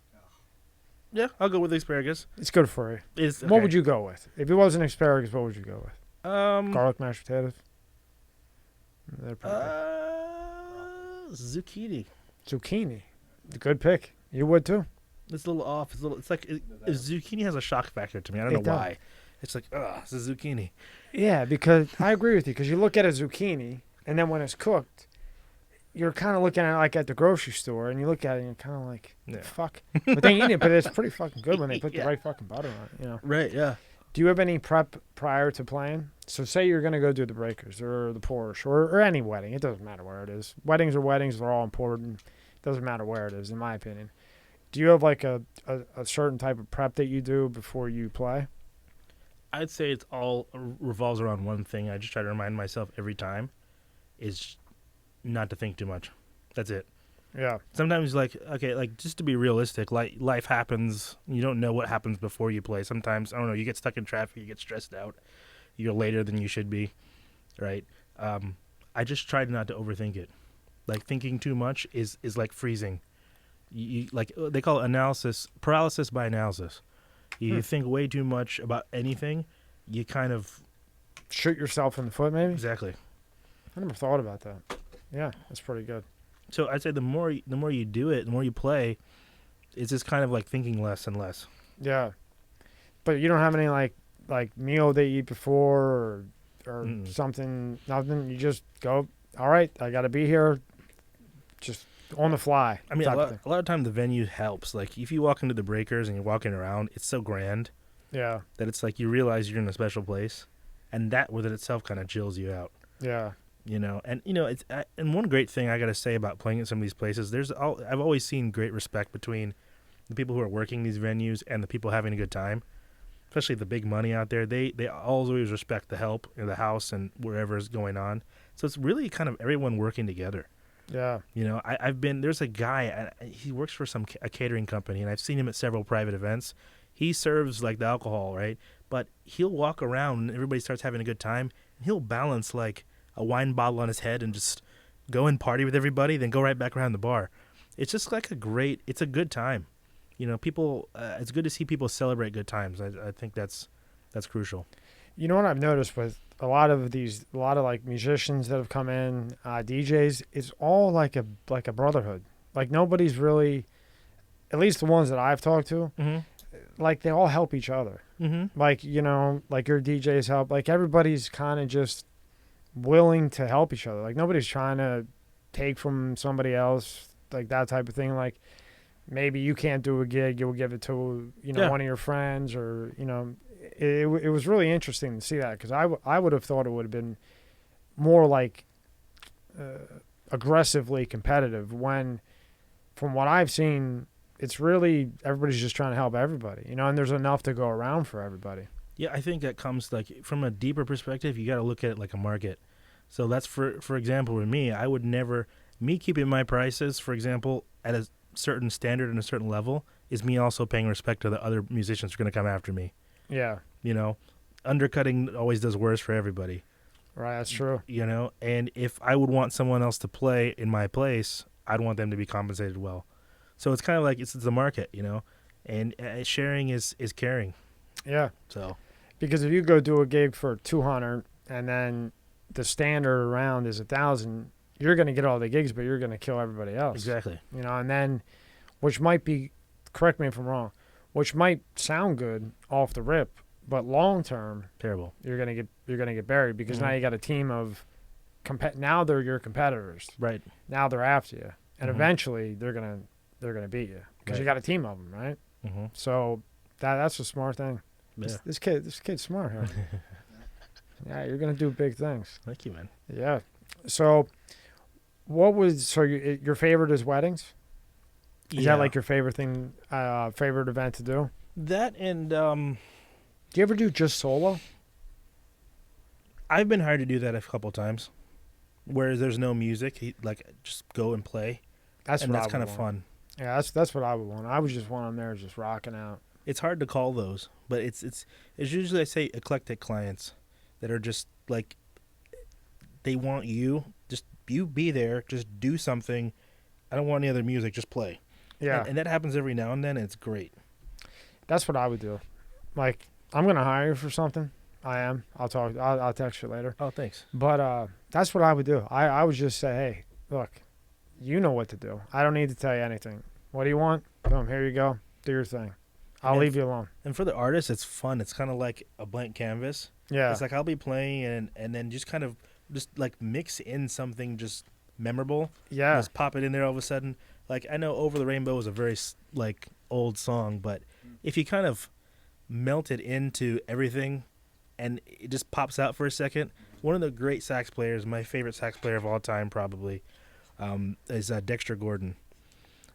You've got Coltrane and Gordon. If you look at Coltrane to me is more analytical, a little bit more classical in approach, and then Coltrane is like eating dessert, slapping all the condiments on it, and like ice cream with your cookies and cream and drizzle, and it's all the good feelings and emotions, and then he just pours it into a few solid moments. And so like I would say I kind of derive a lot of my playing from more of the Dexter Gordon side of things, like putting emotion in moments. There's all the playing, but then there's like these moments that just stick out. And maybe it's a psycho-spiritual thing where you kind of get connected to everyone in the room, and you like without people looking at you, you have someone's attention. You feel it. I think that goes back to instinct. Yeah. I think you caught your niche, and this is your niche. So you're able to kind of see things that other people can't see. Yeah. In your profession, Mhm. So, I think music is like an emotional thing to me. Oh, I mean, yeah. I think it's emotional. I don't think it's just like blah blah blah beep beep. If I go out and there's some bullshit, I listen to it, dance, still have fun with it. But I like the lyrics with a good sound and Right. and everything else. When you say analytical, like how do you pertain that to playing the saxophone? Analytical. I mean, I know what analytical would be like more like you kind of have like this is what you're going to do, right? You're going to go A through Z, and then non-analytical with the sax would be kind of like a freestyle, or am I completely wrong? I like that. That's a good train of thought. I would say analytical is colder in my mindset, and then creative is warmer. It's just more like home, like it's warm and fuzzy, and then you just kind of it's you can do less with creative and get more of an emotional impact than playing 1,000 notes analytically and maybe symmetrical and may all kind of blend together and be good. But it's just a moment. It's just certain things. It's like less is more. It's hard to describe, man. But when it does happen, it just kind of you did the right thing at the right moment and it just happened. Yeah, so I think it's kind of like it like for me personally, everybody has their own what they like. So if you're analytical, you're playing these notes and that's it. If you're doing more of the non-analytical, you'll throw in something memorable. Yes. Because you're not going, and that memorable isn't maybe picked prior to you performing. Right. It's based on the crowd, who's there, and then a thought pops in your head. Well, this will be memorable, and then you go off. There's no script, basically, right? Script and then freestyle. Right. Analytical sax, kind of a script. Non-analytical, which you like, Mm-hmm. which has done you well, is like a freestyle. Right. And you just rip it and do it and just go with it. Mm-hmm. Yeah, I like the way you do it better, but everybody has their own preference, And there's a couple songs. There's a song called JoJo by so Boz Scaggs, super back in the 80s. There's a song called JoJo by Boz Scaggs. There's a sax solo on there. That right there, like it's almost like the unnamed sax player because I haven't really been able to find him in other recordings. I don't know if they just left him out and didn't give him credit back in the day or what, but that's a great song as a reference point because that guy just kind of comes in and he just lets it rip. Just tears it up. Just tears it up. Wow, that just happened. I keep thinking this. You're not even marketing this, and you're getting these kind of gigs. Yeah, it's. Well, I mean that says how good you are. I mean, if you're not marketing, you're on a yacht like that and doing all this, crazy. I mean, Porsche, Jesus, breakers, private yacht. Oh yeah, that's what I wanted to ask. That's why I put this down here. How in the hell do you do that with a wireless microphone? Oh, that comes through good. The quality's good. Yeah, really. You gotta put a little bit of coin down. It's not too expensive, but if you do some research, I found that Shure is one of the greatest microphone companies. Yeah, Sure. That's what we're talking into right now. Yeah. And then not only that, like if I have to buy replacement parts, a lot of them are facilitated through Amazon, which I think is great. So you got to kind of think down the road if you need more parts. Like it's kind of sucks to get a one-off brand and not be able to repair it. And finding someone to repair a wireless mic is difficult. So that's not even. It's better buying a new part. Sure makes wireless mics. Mm-hmm. For saxophone, for guitar. Really. For almost. I just know these. I've had a couple other ones, and there's nothing even close that compares to this. Mm-hmm. And then is it Bluetooth? No, so what it is there's a body pack. Mm-hmm. Normally the body pack, you clip it to like your belt, and then you have this giant string going from that to the clip-on mic on your sax. But my tenor sax is Cannonball Music Sax, which I love Cannonball. Salt Lake City, Utah, American-made, handmade, great instrument. There's a place I can actually clip the body pack on the sax, and I make it happen, and this clips right onto the bell, and boom. That's awesome. Is there a big difference between a handmade sax and like a productional-made sax? Can you tell the difference a lot, or it just depends? I stuck with Cannonball because I had a very wonderful experience hearing another Cannonball sax player like years and years ago. I went to a church camp once, and this guy was like a visiting preacher at the time, and he would play the sax, and when I say just like listening to it would just melt you, I'm telling you, it had an impact on me. And I went up and I talked to him after the service was over, and I said, "Hey, what kind of sax is that?" And he told me Cannonball, and that's literally the reason why I have a Cannonball. And you've stuck with that ever since. Yeah, I think I'm going to be very faithful to that for a while. Yeah. And that's the thing. Like people ask a lot of questions when you start out with sax. What sax do I buy? What mouthpiece do I buy? What's the gear I need to get started? I think the best gear is the gear you stick with, because you grow on it, and then you become a part of it. Switching it up too much it's good to experiment new things, but I found there's great truth in sticking to things. So as good as you are, like you would recommend whatever you started with, stay with. So like maybe you get the shit model of the Cannonball. That's what it's called, right? Right. Cannonball. Cannonball, yeah. Mm-hmm. So like you get the model that you can afford, but then they have like the high-end model too. And you're saying in your recommendation, you would stick with what you started with, what you learned on. You just evolved to the better, higher end, right? Like the flagship? So what I would say is there's a little bit more truth I can tag to that, what I'd said before. And the mouthpiece with the saxophone is kind of like the pinnacle of what really helps the sound. It's like saying if you're driving a car, the steering wheel is the most important part, which in a way it is, because it's how you change direction, right? So you can buy a higher end sax. It's just going to be more durable and better over time. But you can also make a cheaper sax sound good with the right mouthpiece and talent. So the mouthpiece is a big part of it? It's a big part of it. Really? Mm-hmm. And I remember I used to play on what's called a rubber mouthpiece. It doesn't really look as different, but I learned to play on metal, and I decided to be committed to it. And when you play on a metal mouthpiece, you'll lose the feel for it if you go cold and you don't practice or play as much. But when you keep it alive, though, it's so on point and so like just laser focused. And some of my favorite recordings, Dexter Gordon, 1960s, he toured Europe. And there's a video that combines his performances from 62, 63, and 64. And he's playing on, I think a metal Autolink saxophone mouthpiece. And literally everything just sounds like butter. Every single note, like the slow stuff, the fast stuff. And it's made a big deal. A big difference, but I'm glad I committed to it though. It's really huge. Was it a tough switch from At first, to go to yeah. metal? It's a lot different. It's a learning curve. Like once you get over that curve, then all of a sudden you pretty much just walk up to the sax and touch it, and it just does it. Oh, so you got to It's really. worth it now. It's worth it now. I But, love it now. but in the beginning, like you got to be aware. You have to just trust that it's gonna get better. Mhm. That's the best I thing. see a lot that are black that have black mount. Are they metal or is that a rubber? Usually that's hard rubber Mhm. most of the time. Is that any good? It can be. I mean, you can pay thousands of dollars for mouthpieces. Yeah. The mouthpiece I have now was from a guy I had taken lessons from like years ago, and he had it since like '91. Wow. So, and you know, if they grow on you. It has personality. So I kind of absorbed what came from him, and now it's mine, and it's pretty legit. That he was a great guy, Lee Chandler, great man. Yeah, And now you have it. Now Kind I of got passed it on, but you're on to the metal.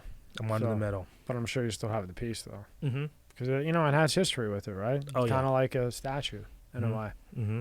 And what do you do for what's the foundation you work with? So The one that Rob knows.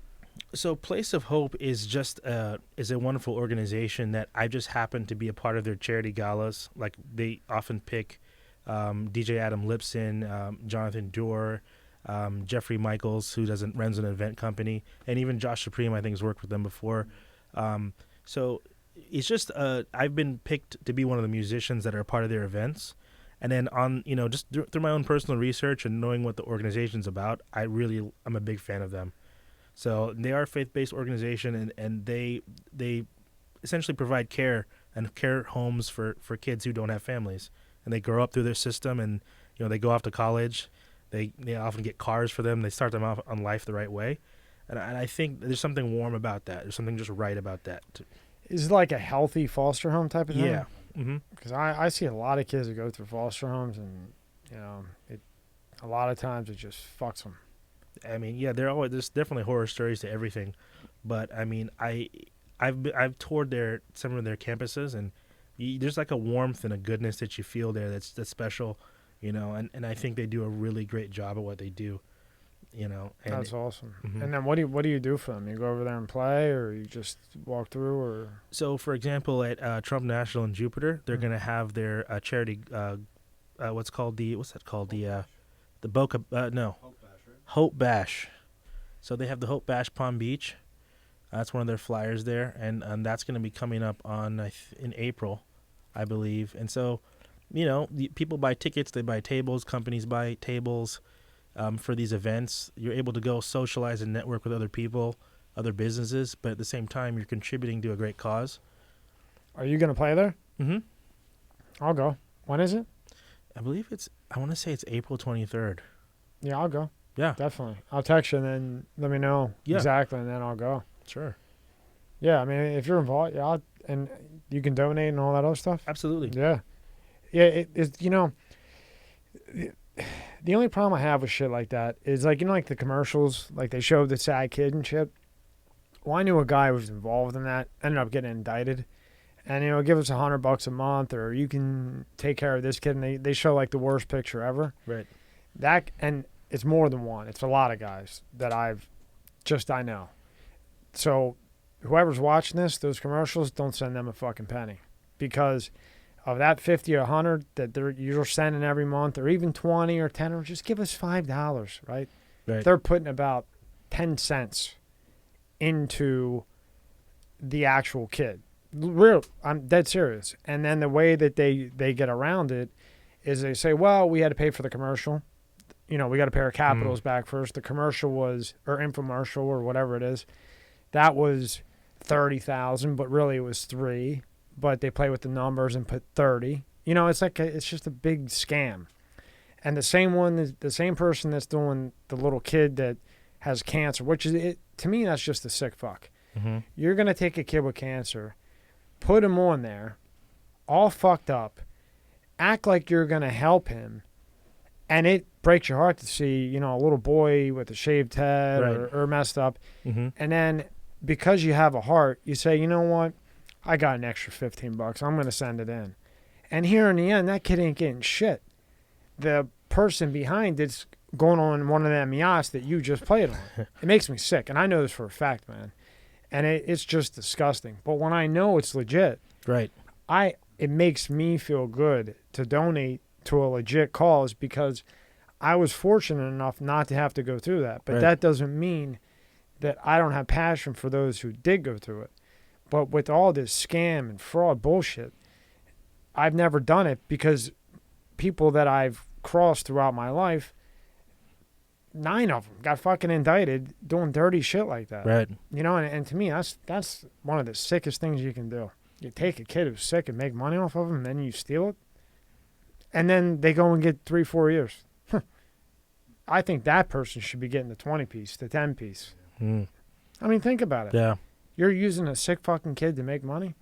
There's a lot of other ways you can do dirty Right, shit, you right. know? That So, point of contact is huge for me because I Mhm. totally get what you're saying, and that's what makes a difference for me. Because before I ever played with them, was able to tour their facilities and see what they were about, and I knew different people who worked for them. So I think that to me is the verifying factor above, like you know when you throw your money at something, it's distant, mm-hmm. but if you've kind of already been a part of it and you felt it and you touched it, you've seen it, it adds a different dimension. Right. And that they're local, so I think that's cool. Right, and I can tell. I could tell you're Mm-hmm. a very aware person, Mm-hmm. and I'm sure you looked for Oh, yeah. holes. You know, so the fact that you went in there and walked around, because, and a lot of them, even like the nursing homes, they do that dirty ass shit where, like, you come in and everybody's hey, everything's perfect, and wow, this is a great place, and then when you leave, Mary, get back in your chair. It's terrible. Jane, stop talking to Jim.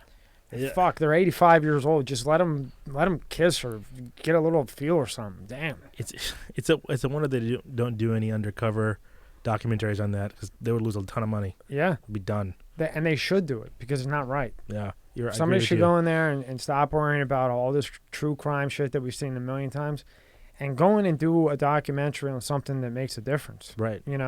I just watched the Silk Road documentary. Mm-hmm. You know what that one is? Like No. the dark web. Silk Road, this idiot, it's basically what the dark web is now, but he built like a forum and people were going there and you could sell drugs, guns. It just blew up out of control. And he was never the one that sent the product or the gun or the drugs or whatever. He just built a forum for people to come on and he was making a percentage off of the sales. Right. Well, people died, obviously, because other people are selling guns and drugs and God knows what's in it, okay? Mm-hmm. And so he ends up going into a library and connecting to the internet library. And it was that one mistake No. Yeah. that got... I think I heard about that, yeah. Yeah, they got through the IP address, and then they were able to very quickly throw a bomb on that connection. And now it didn't matter how many VPNs he used. He could use all the encryption in the world. That 10 minutes... that he was vulnerable, they got, and then it was over for him. And in the documentary, they gave him 2 life sentences plus 40 years. Now, I understand what he did was wrong, but that's a little bit much. He got more time than El Chapo. I mean, there's like a whole bunch of advocates trying to get him out. What he did was wrong. Right. But not fucking 2 life sentences plus 40.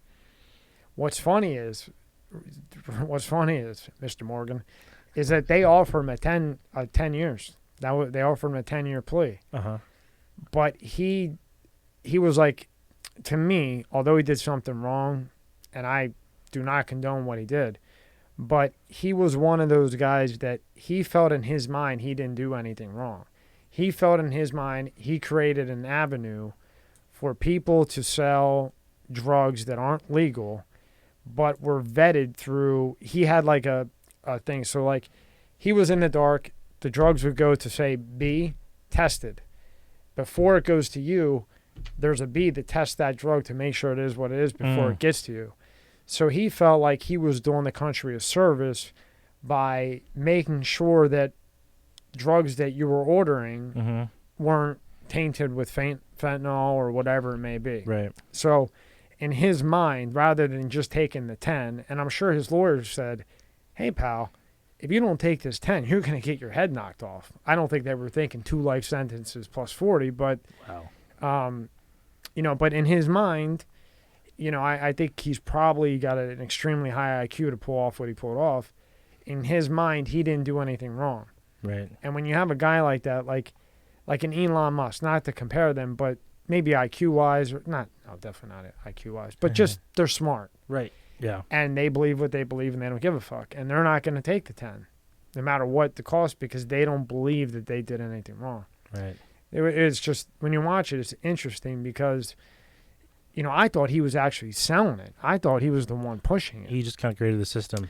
Yeah, he basically created a forum, an offshore forum selling it. Again, what he did was wrong, Mm-hmm. but I don't think 2 life sentences plus 4. I mean, think how many people El Chapo killed. Yeah, you're right. And he got, I think, 1 life sentence plus 20. This guy gets 2 plus 40 That's crazy. for a forum? They're probably scared of El Chapo. They're scared Yeah, of maybe El they're Chapo. scared of him. What do you think? Maybe. I don't know. It's They probably said, "We gotta give him a lot of things. Yeah.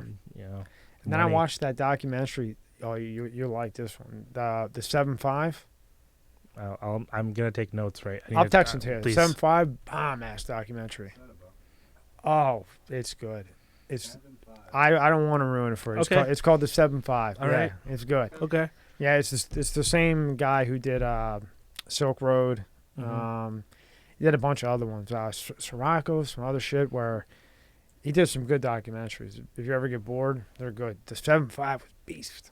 Good. It's funny you mentioned board. Lately, the last couple of nights, I've been watching movies about tornadoes. I'm absolutely fascinated by tornadoes. I It's actually kind am of a too. weird fascination. No, I'm fascinated with the universe. I'm Yeah. into the universe. I like space, Pardon me if I pour tornadoes. another. Do whatever you want. Just have fun. I like space. I like tornadoes are interesting. Oh, It's yeah. interesting how they form. I think they all form it's all from the ocean, right?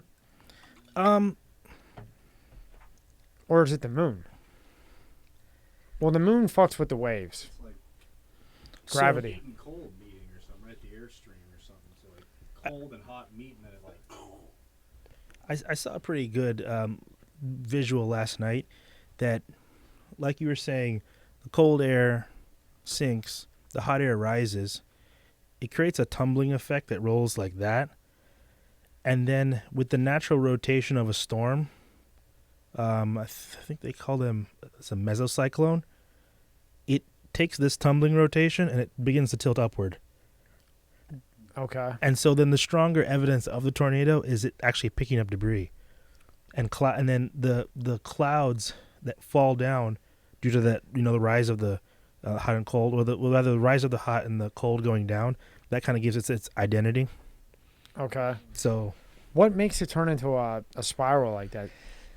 I wish I could boil it down so quickly, but I got to divert to Rob's hot and cold. It boils down to the hot and cold. There's so much you can say this, and they can be said so many ways and scientifically, but it's that combination. It's the temperature. Mm-hmm. It's the temperature. They kind of clash, kind of like lightning. Mm-hmm. When the temperature clashes, bang, you get lightning and thunder. Yeah. Same sort of thing, just in a different way. Mm-hmm.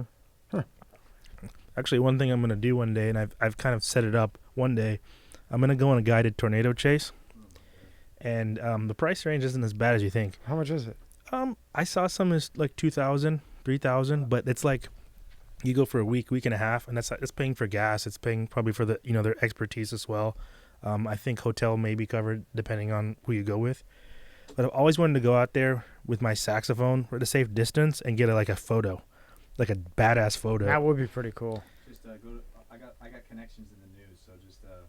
Yeah, he used to work for NBC and Fox. Got connections in the news. All right. I used to have to Yeah. cover hurricanes. And, There you go. That was Yeah. That was fun actually. I missed that. I missed covering hurricanes. As weird as that sounds. It You was a- covered hurricanes? Oh, it was it was great. It was a. How do you describe it? It's like a. What's that word? You know called? hurricanes? Naturally, I love them. Yeah, I was gonna say. It was like a part of tornadoes, it's a you little might- twisted. Yeah, I love You hurricanes. get a what's it called? An adrenaline rush. Yeah. So like I don't know, 6 years ago, I don't remember exactly. Hurricane Michael was coming, and I was in Fort Pierce, Mm-hmm. and it said it was coming in as a 5. So this is like big shit. So we're out there covering pre stuff and doing all that stuff, and then it's getting closer and closer and closer. So now you got to call like hunker down. Yeah. But you got to find a safe place. So we were in a parking garage, which is pretty safe, right? I mean, it's made of concrete. It's probably not going anywhere. And we were stationed, like, waiting for it. It was supposed to hit Fort Pierce, right where we were. And at the last fucking minute, now we got strong winds, but the hurricane came in and went, it went, and right up the coast. Yeah. But there's this, like, I traveled a couple places to cover. Did you ever chase a tornado? No tornado. No tornado. Just hurricane. I covered a tornado, like, after it hit here in Florida. Usually they happen after or during hurricanes. They'll come off of the thing. Oh, they come off of a hurricane. They can. Yeah, you get a lot of tornado warnings when there's a hurricane. A lot of tornado warnings. And I covered the after effects of the tornado. I didn't see it. But Yeah, that adrenaline's got to be crazy. it's cool. It's Oh, cool. Yeah. How many did you chase? 3. 3 in your I career? went to Tallahassee for one. One here in Fort Pierce, and then one in West Palm. But again, they never really hit, but they were coming in, and it got some strong winds. Yeah. Not Yeah, bad. that would be cool if you had that like as your background picture, right, with the tornado. I had to make it look super legit. Good looks Photoshop. But how can you schedule something like that though? Because how do you know when it's going to come? It's the same way I kind of schedule a lot of things. You're describing how I get hired for gigs sometimes. Yeah. You get the text, you gotta go, you gotta show up. So basically, like you would get a beep that there's a tornado. I wish. No, like I'm saying, like so. You said it's like a couple grand to do it, right? Hmm. Well, how the hell does the guy know when it's going to come? It's like a season. Yeah, exactly. Oh, so you fuck around for 3 months and you just wait for one to come? Well, there's been enough data I think collected for people to know the windows, Oh, okay. and so they book the tours around certain windows and times. Do you and- get refunded if it doesn't come? No, I already knew the answer, but you know, a tornado insurance guy. I need a tornado, Yeah, Rob, you got a tornado insurance guy? please. That you can make a lot of money doing that. we should do that. Tornado insurance right here. It's got to be a way. Yeah, no, that'd be cool though. You should do that. I'd do it. I'd go chase one too. That's thrilling. What song would you play as it's like going in the background? Oh, I don't even think about that. I was thinking about the picture, but after the picture, what song would you play as it's going on? Like it's behind you. Like Yeah, and dude, how cool would that be? And I Okay. say in a distance, like not like right behind you because you wouldn't want to stand there and play the saxophone right behind you. But it's in the distance. What song would you play? What song hits the mood for that? Dude, how cool would that be? There's a tornado behind his ass, Just right? fucking going. Yeah. I mean, a fucking tornado's behind him. It can take him out. You know what I mean? And he's there playing videotaped Bluetooth mic on the or wireless mic, sorry, on the sax, and right there, man, dude, that would take you to another level. Titanic going down. The guy's fucking playing the music. What music are you playing? You want to talk about viral, right? dude, How about that? Bismarck Morgan in front of a tornado playing the sax. We're gonna see it. You're gonna do it. Yo, I'm feel Bismarck. like it's gonna happen. This tornado can't touch me. I'm gonna remember. I'm this playing my conversation. sax. I'm gonna remember this conversation. Come mess Yeah. with me. come on, tornado. While he's playing and gigging, then the bitch hits him. oh, please God, no, No, not like kills you. I mean, just like blows you a little bit. What song you playing? dude. I don't know. You put me on the spot there. I really don't know. It would just happen. I've been thinking in my head. I don't want to play something super old, but I want to play something recognizable. It may just be from the moment. Yeah. That song "JoJo" by Boz Scaggs, Mm-hmm. like the non-lyrical sax like solos really stick out to me.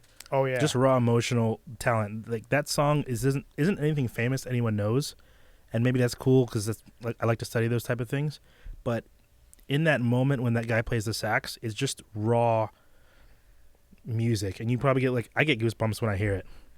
You know what? I get what you said when you first said it. I get it now as we've been talking more about it being the closest thing to like the human voice. Mm-hmm. I would want solo because it would touch me. Right. I wouldn't want the distraction, the shit around it. I would want just that because it would. I think you could feel it more, Yeah. and it would kind of talk to you in a way. I Yeah. get it. I And- get it. And then those people that it talks to, those become the best referrals. Shit, I'm smarter than I thought. You're a genius. Yeah. Yeah. Right. Yeah. Ask a couple other people if they think that.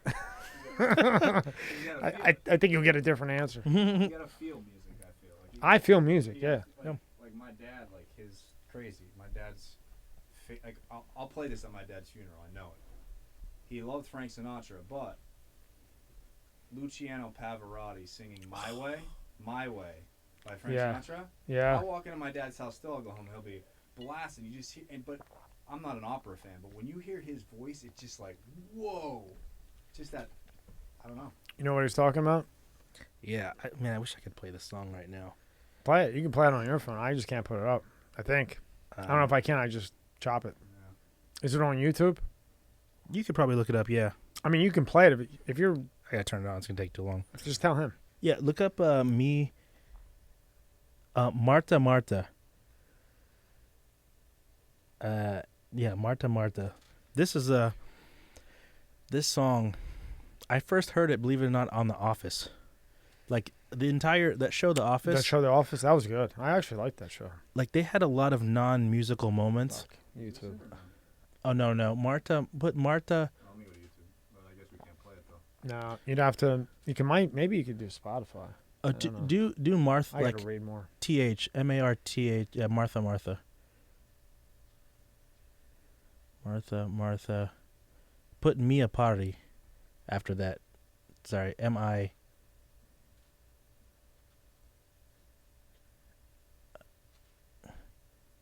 Oh no, it's probably good. Yeah. Anyway, But it's a good jam, right? Yeah. Yeah. Let me see. You know what? My phone may be coming up now, and I can play it. But yeah, go. there's just this moment.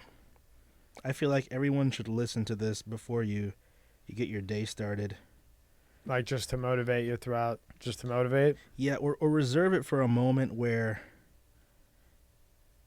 it's just victorious. When you win. Yeah. But while he's looking that up, he'd be big for that real estate shit.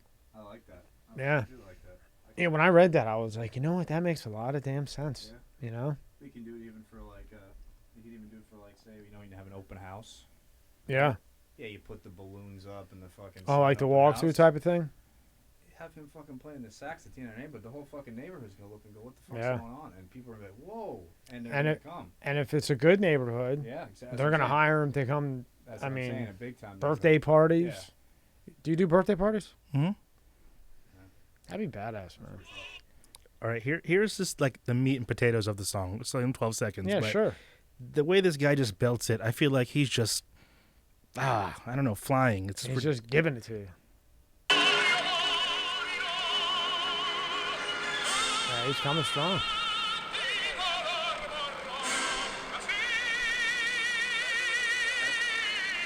Hey. It's just, Now how do they get that? How do they get that pitch? Damn. dude. It's like gift That's and training. You can't. Yeah, you got to be born with that, right? I think you're born with it and you're trained. That's the hybrid of like the hardest person to probably defeat, where it's natural and they trained, because then that takes down their margin of error. Do you think that somebody that doesn't have it natural could learn the sax like you, sing like that? You do? I think so. As a musician, you would say you can? I'd say scientifically you can. I think no matter what you do in life, I think the teacher you pick is important. Pick a teacher you like. If you can, like, if kids could pick their teachers in school, you know how different the world would be. I feel. That's true. You know how Yeah. many people are forced to deal with the teacher that doesn't like them or just has an out for them. Oh, Yeah. and we like and dislike people for weird reasons, Mm-hmm. but I think that's important, because if you're with someone that you want to learn from, and they're gonna kind of shape the way you think, and I think music is about how you think about it, because that's what's going to make it either difficult or easy. That's one hell of a thought. Yeah. If the kid likes his teacher, he's gonna listen. Yeah. If he doesn't like the teacher, you got no shot. No shot. And if the teacher doesn't like him, even if he's trying or she is trying her best, no shot. Right. Because they're humans just like everybody else, and they don't like you. Unfortunately, that probably will never come about. But Yeah. I mean, I Yeah. think that's the beauty of the free market of life. yeah, 'Cause when you get out of school, you're choosing. yeah, You're choosing who you want to be around. You're choosing what you want to do. yeah. You make about 400 mistakes, and then you realize that you need to tighten your circle, right? Yeah. You know, Yeah. has COVID messed you up? Has COVID affected your business, your profession a lot, or it really hasn't had an effect on you? I think it was definitely a big change. I looked at it as a year as a good, and I thank God that I can even say this. It was a good reset. It was a reset I needed. I mean, COVID. A lot of things can be said about COVID, but I mean, it was, I believe, a real thing that people had, and it was dangerous. It definitely it caused you to kind of think about a lot of things. I think how fast life goes and how fast I was going before COVID, dude. I had like 3 or 4 top tier venue gigs a week. Like at that time, I was doing something for Place of Hope. Then I would have a wedding. Then I would have this and that, like big money, big times. But also, there was a part of me that was a little tired, and you need to rest your soul a lot. So from that perspective, I think even 2020 was a great year to kind of just reset yourself personally. And that's where perception changes so much. You're gonna hear a different version of 2020 from everybody, but to me personally, it was one of the best years of my life. Yeah, so it kind of, so in other words, you think maybe if you would have kept at the pace you were going, that you would have burned out? I would have burned out and eventually realized to myself that I needed to take a break. Right. So this just fast forward the inevitable for you, right? Mm-hmm. Yeah. So, but it did slow down. It slowed you down, right? Oh yeah. But for you, it was beneficial because you were, blessed enough to have gigs like you've had where a year isn't going to end you, But and it was cool too. Some of the people I know, I've had a couple gigs throughout 2020.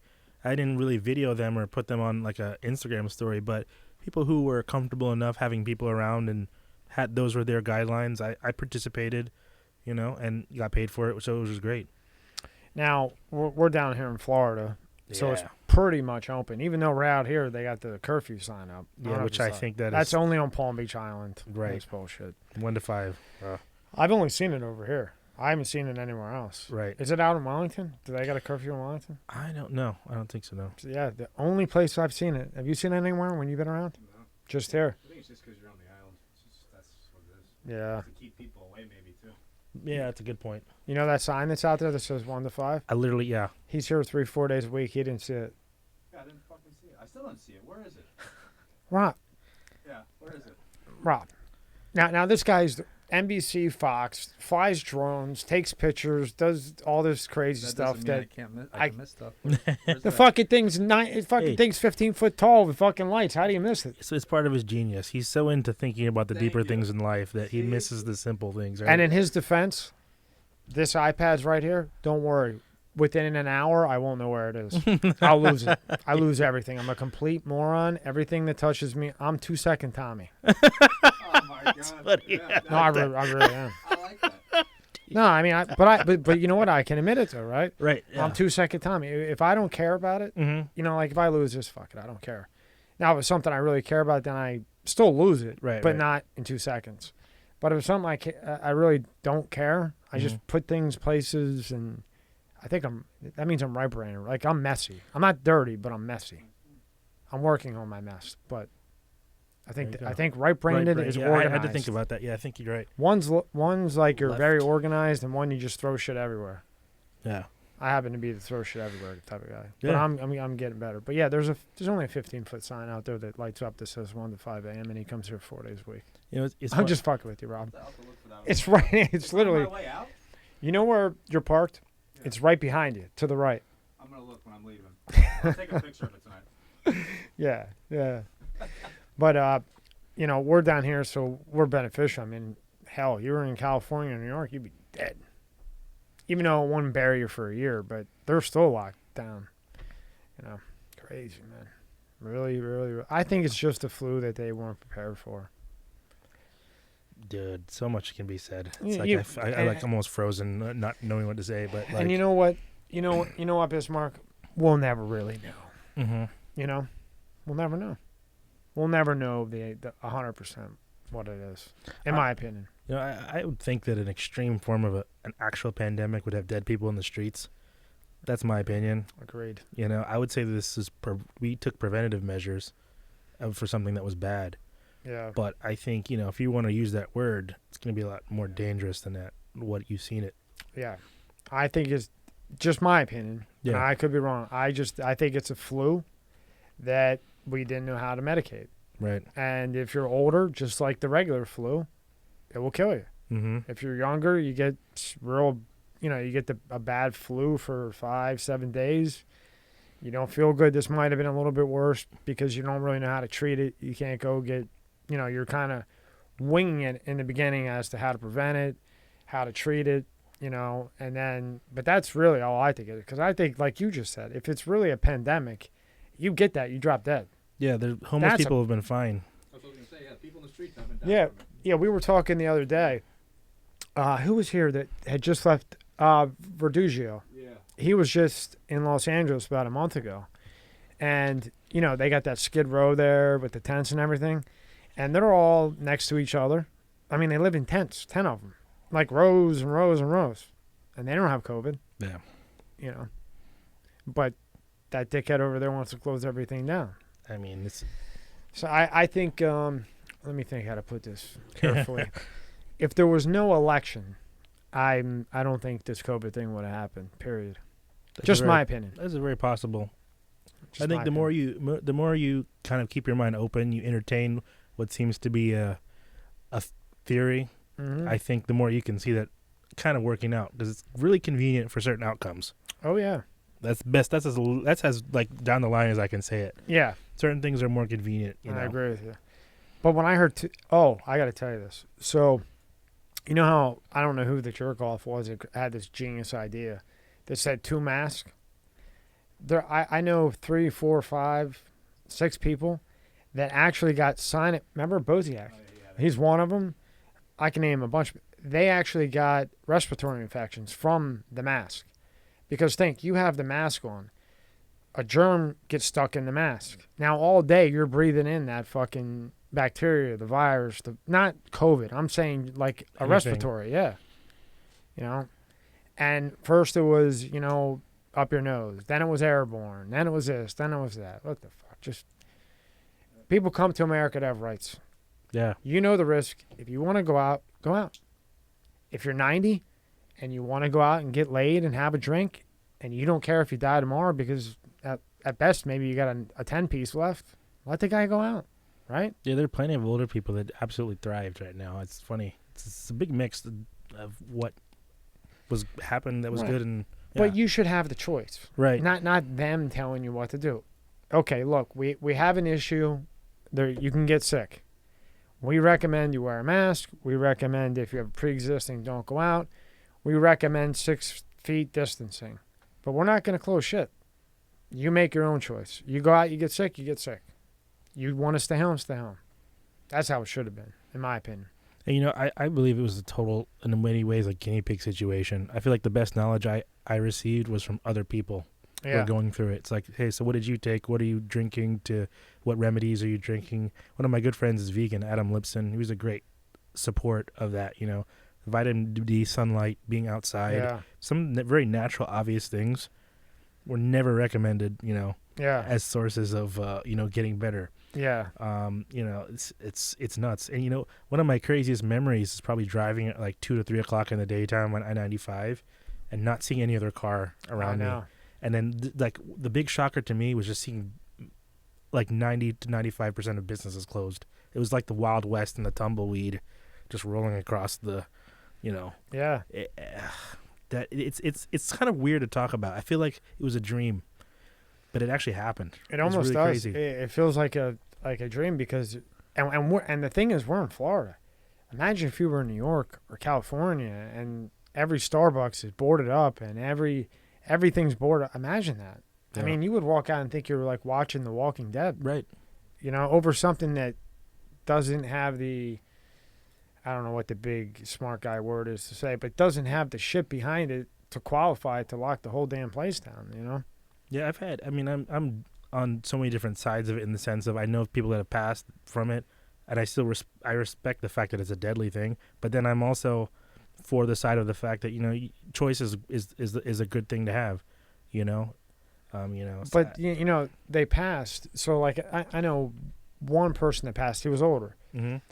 but he knew the risk, Mm-hmm. right? And he went out. He knew the risk, and he passed. It's horrible. Rest his soul. Right. Rest your, people that you know. Mm-hmm.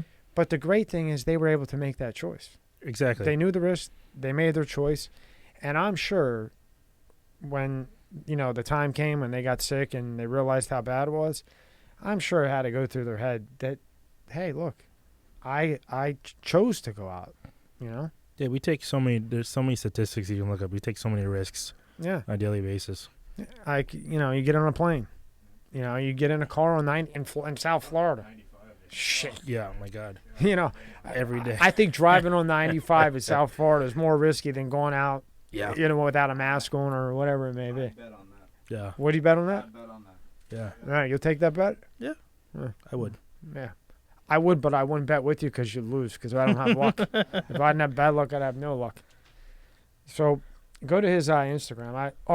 That one there. What is that? Sax in the City. Oh. On his Instagram. Oh, that's on your Instagram. Yeah, that's right. So it was a really cool company. That is such a cool picture. That was a great shoot. Tell me you have that like behind your couch at your house. Oh no, I'm gonna blow it up one day, but that was a good morning. Hey, you got to frame that, man. That's awesome. Got another one on here. Like, look at this one. That's sick. Yeah, that's Oh, Sunman no. Studios. He does a great job. He specializes in actually bringing out the light from sunsets, sunrises into pictures. And I've been blessed to know him for at least like 12 years. So he just kills it, and he's worth everything that you pay him to do those type of things. Is that Benny's on the beach right over here? That's Juno Beach Pier. Oh, it's Juno Beach Pier. I got up at 5 a.m. That's probably like Man, is that beautiful? 5:45. Wow. You gotta frame that shot and put a big blow it up behind you. I'd frame it and put it in. We're moving over to a different area, but bigger one. So there's more room studio. I'd put it in there. That just sets the mood, right, Rob? It's a nice shot. Yeah. It's a nice shot. That's a nice shot, dude. I could look at these all day. And if you're watching this and don't like it, there's something wrong with you. Go get a therapist. Because this is good shit here. Yeah. Yeah, man, that was Where was that wedding at? Oh, that wedding was great. That wedding was in Fort Lauderdale. And honestly, so I met them This is in a West Palm messy Beach like 3.5 years before. And He they looks familiar. and one of the guys, I think it was the wife that came up to me. I was playing at Camelot downtown in West Palm, and she said, "You have to be in my wedding." And we literally kept in touch, DMing me between both of them for like 3 years until the wedding. And then I came in and did what I do. Did the Giorgios, yeah. Oh, yeah, play that. You gotta unmute it.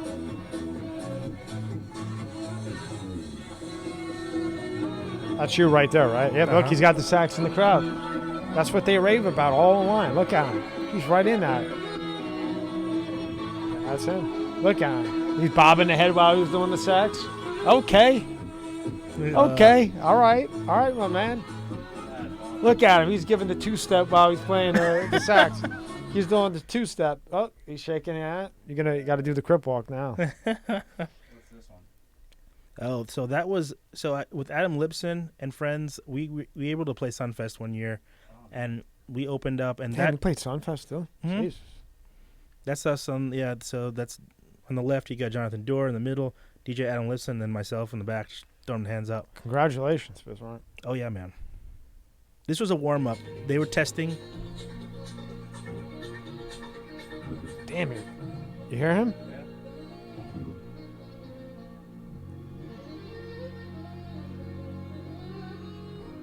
Man, you're good, pal. Man, It just gives you that, man. You feel it. it chills you out too. And that was the warm up. We were all doing a sound check. I tell you, there's That's badass. yeah, it's a lot of fun. And then actually, if you go to the photo to the next to that, one of our friends got a trailer, literally randomly before Sunfest, Mm-hmm. and we looked so professional pulling up in that trailer. He brought it over, and then one of the trailers there actually later that night, Zed, you may have heard of Zed, like Yeah, I huge. know that, yeah. So he was the final act of that night. You know, he had his whole team, and he had a trailer there too, or like a van, whatever. Like a tour bus type Tour of bus. thing, yeah. And then big shout out to Angelo of Lenora's downtown. Oh, He- Lenora's restaurant? Lenora's. Oh, yeah, I know them. He came through and brought us like 5 pizzas. Yeah, no. He was yeah. very good to us. Yeah. Yeah, I know I know both the owners, right? You know Ralphie? Ralphie, is that his The- dad? Yeah, he owns it. He's always at the one in Jupiter. No, he's down on the one in West Palm. He's in the back. He's upstairs. I'll tell you. Maybe. That, Okay. He's cool as fuck. That picture of that girl, I was never able to find her, but that was a good night. She just took a great photo. I don't even know who snapped it. I was like, probably, wow, I look very chill. And she just like, I don't know, she has a very good job of not being ugly. She's very good at that. Yo, he's got such a nice way of putting things. like it, You gotta. Yeah. There's another one. Look at that. Man, I'm telling you, dude. I'd have, if I'm you, I'd have all those ones like that. I'd have a whole fucking wall like that I look at every morning. Dude, you know, I think one of the most humbling things about seeing yourself in these photos and these things is actually how happy this makes other people. Yeah. I think that's the other side of why when I find a groove, when I find a moment, I know what it's doing for people because I hear what they say about it. And so that in itself is kind of reinforces, continuing to do it. So I had Tony Verduggio in. I messed up his. Is that how I say his name wrong? Yeah. I always fuck up. I'm Italian and I can't even say it right. And he was the creator of Dre's nightclub in Las Vegas. You ever hear of that? Oh yeah. He was the creator of it. Wow. The fucking creator. And a bunch of. I mean, this guy's done. I mean, immaculate things. I can't even imagine. I can't even imagine. And I didn't really know what to expect. He's older. He comes in, and right now he's reconning Rhino. The club, the Spearmint Rhino, over here on in West Palm. Spearmint Rhino has like 80 clubs worldwide. They're the biggest. Corporate, big. Yeah, they're corporate. They're fucking huge. They're in all over the world. Mm-hmm. So they got him. They paid him or hired him. And what he does is like he's like the club fixer. Mm-hmm. So like if he sees potential in it, he'll take the gig, he'll recon it, wipe out anybody he doesn't like, put a new staff in. For example, he actually hired the maintenance guy as a manager, right? And the reason why he did it was because he asked the maintenance guy to stay overtime. Never bitched, never complained. He got paid overtime, never asked for more money. And after, he's like, do you need me to stay a little bit longer? Never, did his job. It was always done correctly, never late, always on time. And he has this clicker, like the old school clickers. Right, yeah. And he would click. Like, how many times did the maintenance guy go in and check the bathroom to see if it was clean? Oh, 1, wow. 2, 3. And then he went down Clematis Street. Every bar in Clematis, right? Looked at the DJ. Clicked. He went to DJ A. How many people went up to DJ A? Click, click. There's a point to this. Click, click, click. Okay, next club. This DJ's in there. How many people went up and hugged him? How many people said hi? He did this for like a month. Wow. Up and down Clematis. Anywhere he could find to go to build a team. Then once he decided who he wanted. He went, offered DJ Legato. Yeah. You know Legato? Yeah, I've heard, yeah. Yeah, great. Smart as a fucking whip. Yeah. Nice guy, Anthony. And he was he was getting the most. So he goes up to him, makes him an offer. That's not really Legato's thing, I don't think. He was really DJ. Mm-hmm. But Tony wanted him Right. because everybody went up to him. He's trying to revamp a club. So he goes back to corporate and he says, look, I need more of a budget for this guy. I want this guy. I need this guy. And they gave it to him. And basically he gave Legato an offer that he couldn't refuse. So I'm talking to him, and I basically said in so many words, like, nightclub. Is it the money or what is it? Like, why nightclub? Because he had done a bunch of other things. Like, you could fly into Vegas and, like if you say you got $1 million in the bank, right? Mm-hmm. You fly into Vegas, kind of like a concierge where like they have like you want a Rolls Royce? Boom. Okay. You got your Rolls Royce lined up. It's there for you. The hotel's there for you. And then you have a 5-day itinerary where you're going to eat. Your reservation's already made for you and your girl or you and your boys, whatever. Like heavy hitter shit. And he was doing different things. So I said to him, why the nightclub, right? Because, why want to be in that atmosphere all the time? And what he said was, and it stuck with me ever since he said it, and you just said it. He said, it's not about the money. And he's like, I don't care about the money. He goes, when people go out to a club at night, and they have a couple drinks, or maybe they smoke a little bit, whatever it may be, they're happy. All the problems for those 2, 3, 4 hours in their life, it's away. Right. And the reason why he likes the nightclub, I'm sure he likes to see the girls and stuff like that. I mean, Who doesn't? you're right. but his main thing was he liked to see people happy, Mm-hmm. and that's what drives him, right, Rob? Yeah. And that that kind of stuck with me. That it had nothing to do with money, just him revamping something, rebuilding something, putting the right team together, and seeing people happy was his thing. And he doesn't drink. He hasn't drank in 10 years. And I said, you don't drink. You're out there. He's like, you got to be aware at all times when you're running a club like that, Dude, that in there will shock you. Mm-hmm. I have a friend whose brother is a major record label guy, and he's not really even a musician. He's a fan of music, but he's obviously running the business side of things. Doesn't drink. Yeah. I was just shocked because, in the nightclub environment, that's shots. Yeah, I mean that's tough, and and then like I said, and the people that he hired, his team, Mm-hmm. are people that you're like Tony, what?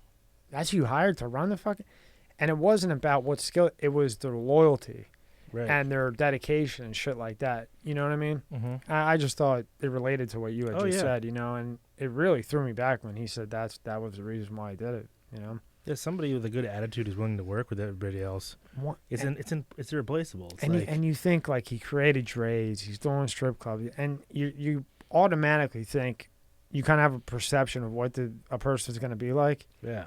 And I couldn't tell the difference between him and you. Soft-spoken, quiet, calm, collective, thankful, loving. One of the kindest guys I've ever been around, really. Yeah. And a beast. Yeah. Forget about it. Yeah. Where are you at here with? I got this. Oh shit. Yeah.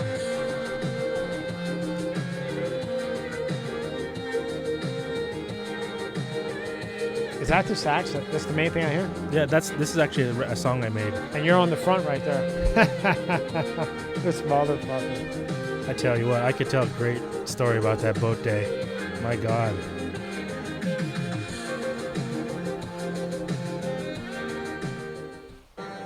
So yeah, That's awesome, man. that day started at 5 a.m. and we had so many different plans, but it ended up working well. We had two drone operators that day, guys with the cameras. So that was from one guy who came up from Miami, Chris Williams.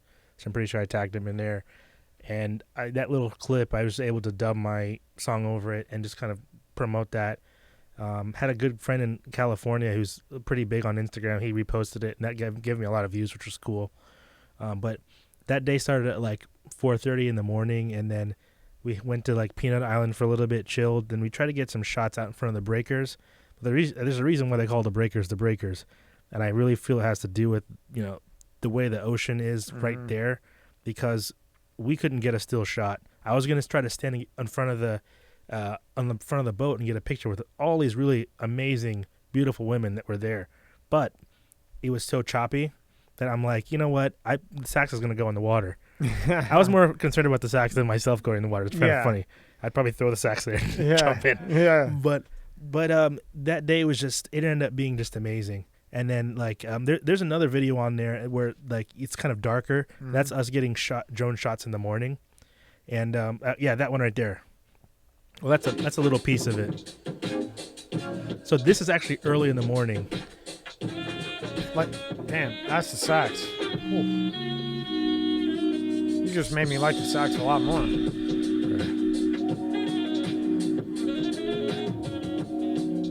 Yeah, that ended up being a really cool part of that song. Yeah. Yeah. No, that's awesome. And that's kind of like what you do with your drone thing, right? Yeah, I can do that. Yeah. Looking at that, I like that. That's cool. So when you look at it, you're like, yeah, he's OCD, so am I. And I'm a nutcase, sociopath, psychotic, everything. So when I call him OCD, I make sure I put, I hit myself too, because I'm a nut. Right. But yeah, I can't believe. I've never seen anything like that. Yeah, Elevated Media. He I'm pretty sure if you can go to the videos, there's a whole video of that like reels maybe.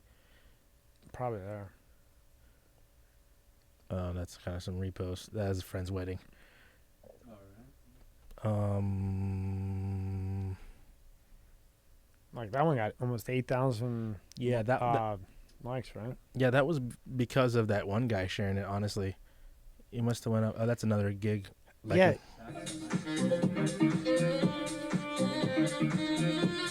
That just puts you in the mood. That just does. That puts you in the fucking mood. Look at him. Look at the big guy. Look at this guy.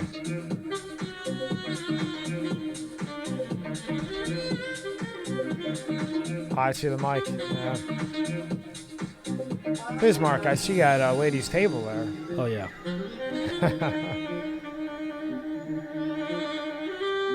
I don't think it was a women's organization, but there was like 98% women at that event. Not a bad place to go, right?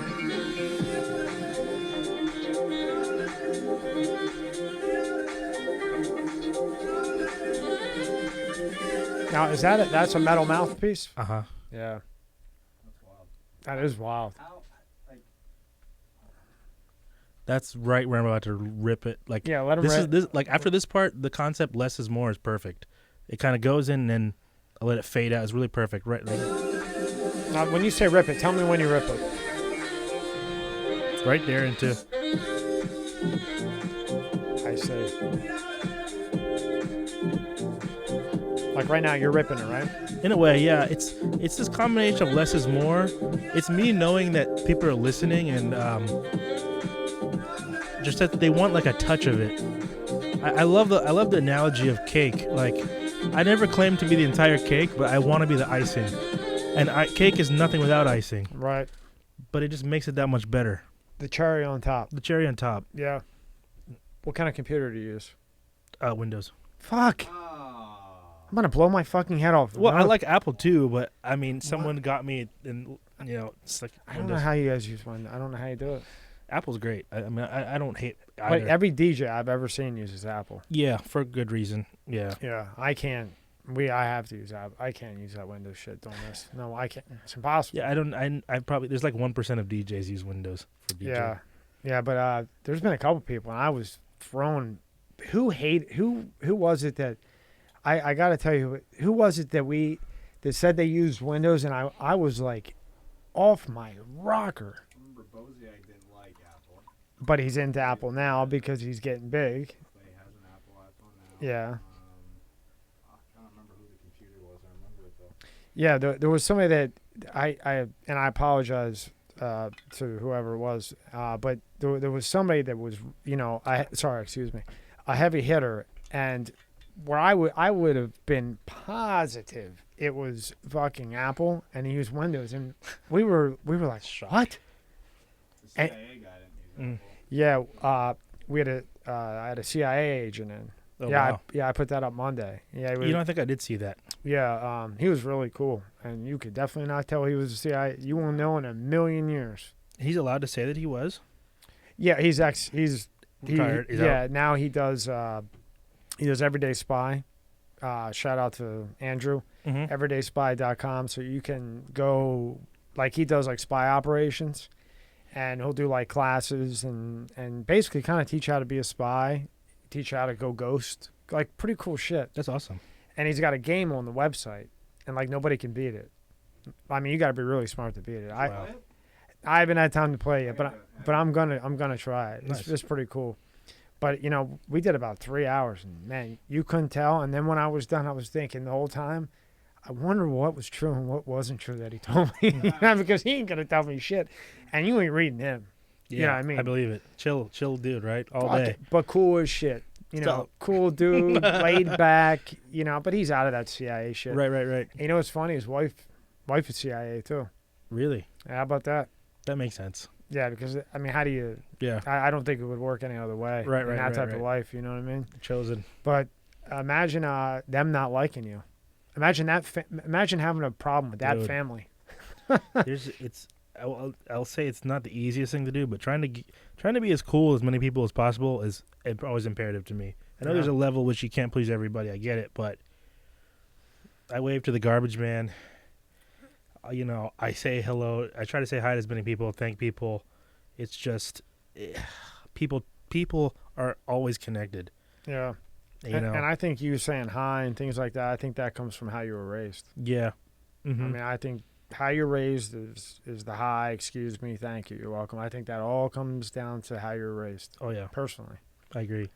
And if you're raised fucked up, there's always time to change. People can change. Exactly, I believe in that. You women that say men can't change, they can. Haha. I've heard that too many fucking times.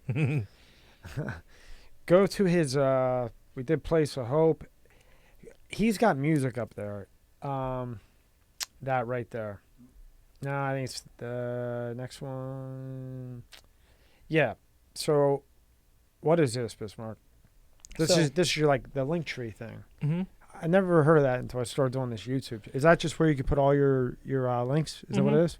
Yeah. So Jeez, I'm an idiot. Link tree, Tom. I need my head checked. So River Deep, amazing DJ and masterful producer in my opinion. He's worked with a lot of different people. I've been blessed to know him. He definitely gave me an eye for these different things. So Linktree, for example, Space and Other Joyous Things. Just kind of threw that title out there.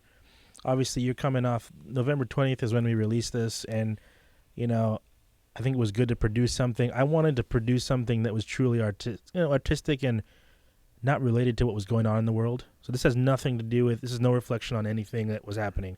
Yeah, this is just art. That's right. Go ahead.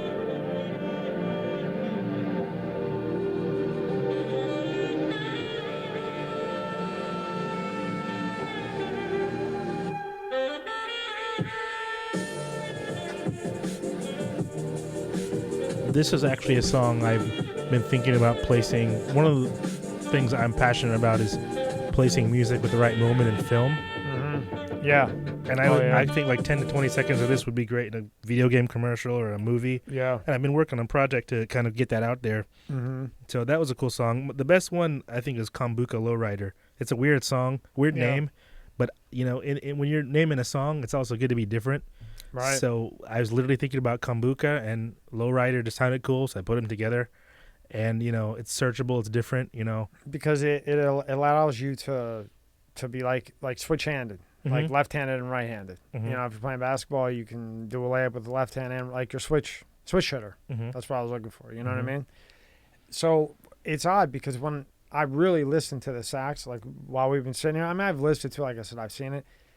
But it's like part of you, it relaxes you where like you're ready. Like you could listen to it to try to fall asleep. But then you could also listen to it to kind of get hyped up. Exactly. Then you could also listen to it to just sit down and be awake, take some time by yourself, and just relax. Yeah. Like there's so many, listening to it, there's so many different ways it could be used. Mm-hmm. I don't know if used is the right word, but yeah. But used. Absolutely. And that, that's cool. And I'm an idiot for not, I keep saying these link trees. I'm like, what the fuck is link tree? This is some shit. And even though every time I look at it, there's 10 links there. Mm-hmm. Just now, 70 some episodes later, I realized what link tree is. Hey, never too late. Jesus. Fucking Christ. Never. So now if somebody wants to get a hold of you, do you have a website? I usually primarily go through Instagram and word of mouth and like hand out my cards if I'm talking to somebody. It's it. Dude, I can't believe you're this big and you're not doing any marketing. I would say big in the right circles. That's the best way to put it. The circles have done the work for me. Right. And the scene has done the work for me in a lot of ways. And then you just, and then the talent. Yeah. Personality. Carrying yourself is definitely a big part of it too. You can ruin a lot. Less is more, in a lot of ways. Yeah. And like you said, the COVID helped you because you would have burned out eventually. Yeah. And probably would have kept trying to push because I don't see you as a guy that's going to say no. Yeah, if it's going. If it's going and it's flowing, because you never know when it could end. Right. You know what I mean? It doesn't matter how good you are. Dude. You remember that music video from, what is it, Daft Punk, One More Time? I don't think so. Essentially, it's a bunch of cartoons and they're dancing, and all of a sudden, like, the very end of the movie or the music video is like these police aliens come and they stop the party. So I couldn't help but think about one more time. You never knew when the last like party was before COVID shut down the world. Yeah. And then everyone's just having a good time, and you just don't know that's going to be it. Well, I mean, ultimately things are getting back, but it's just such a ghostly, weird time. But are they getting back? Because remember, you're in Florida. That's, I am blessed. My God. Yeah. Because if you're in probably half of the other states, they're not back. And, even when it comes to economic cycles, it's funny. A lot of these things don't rear their heads until it has to take time. Yeah.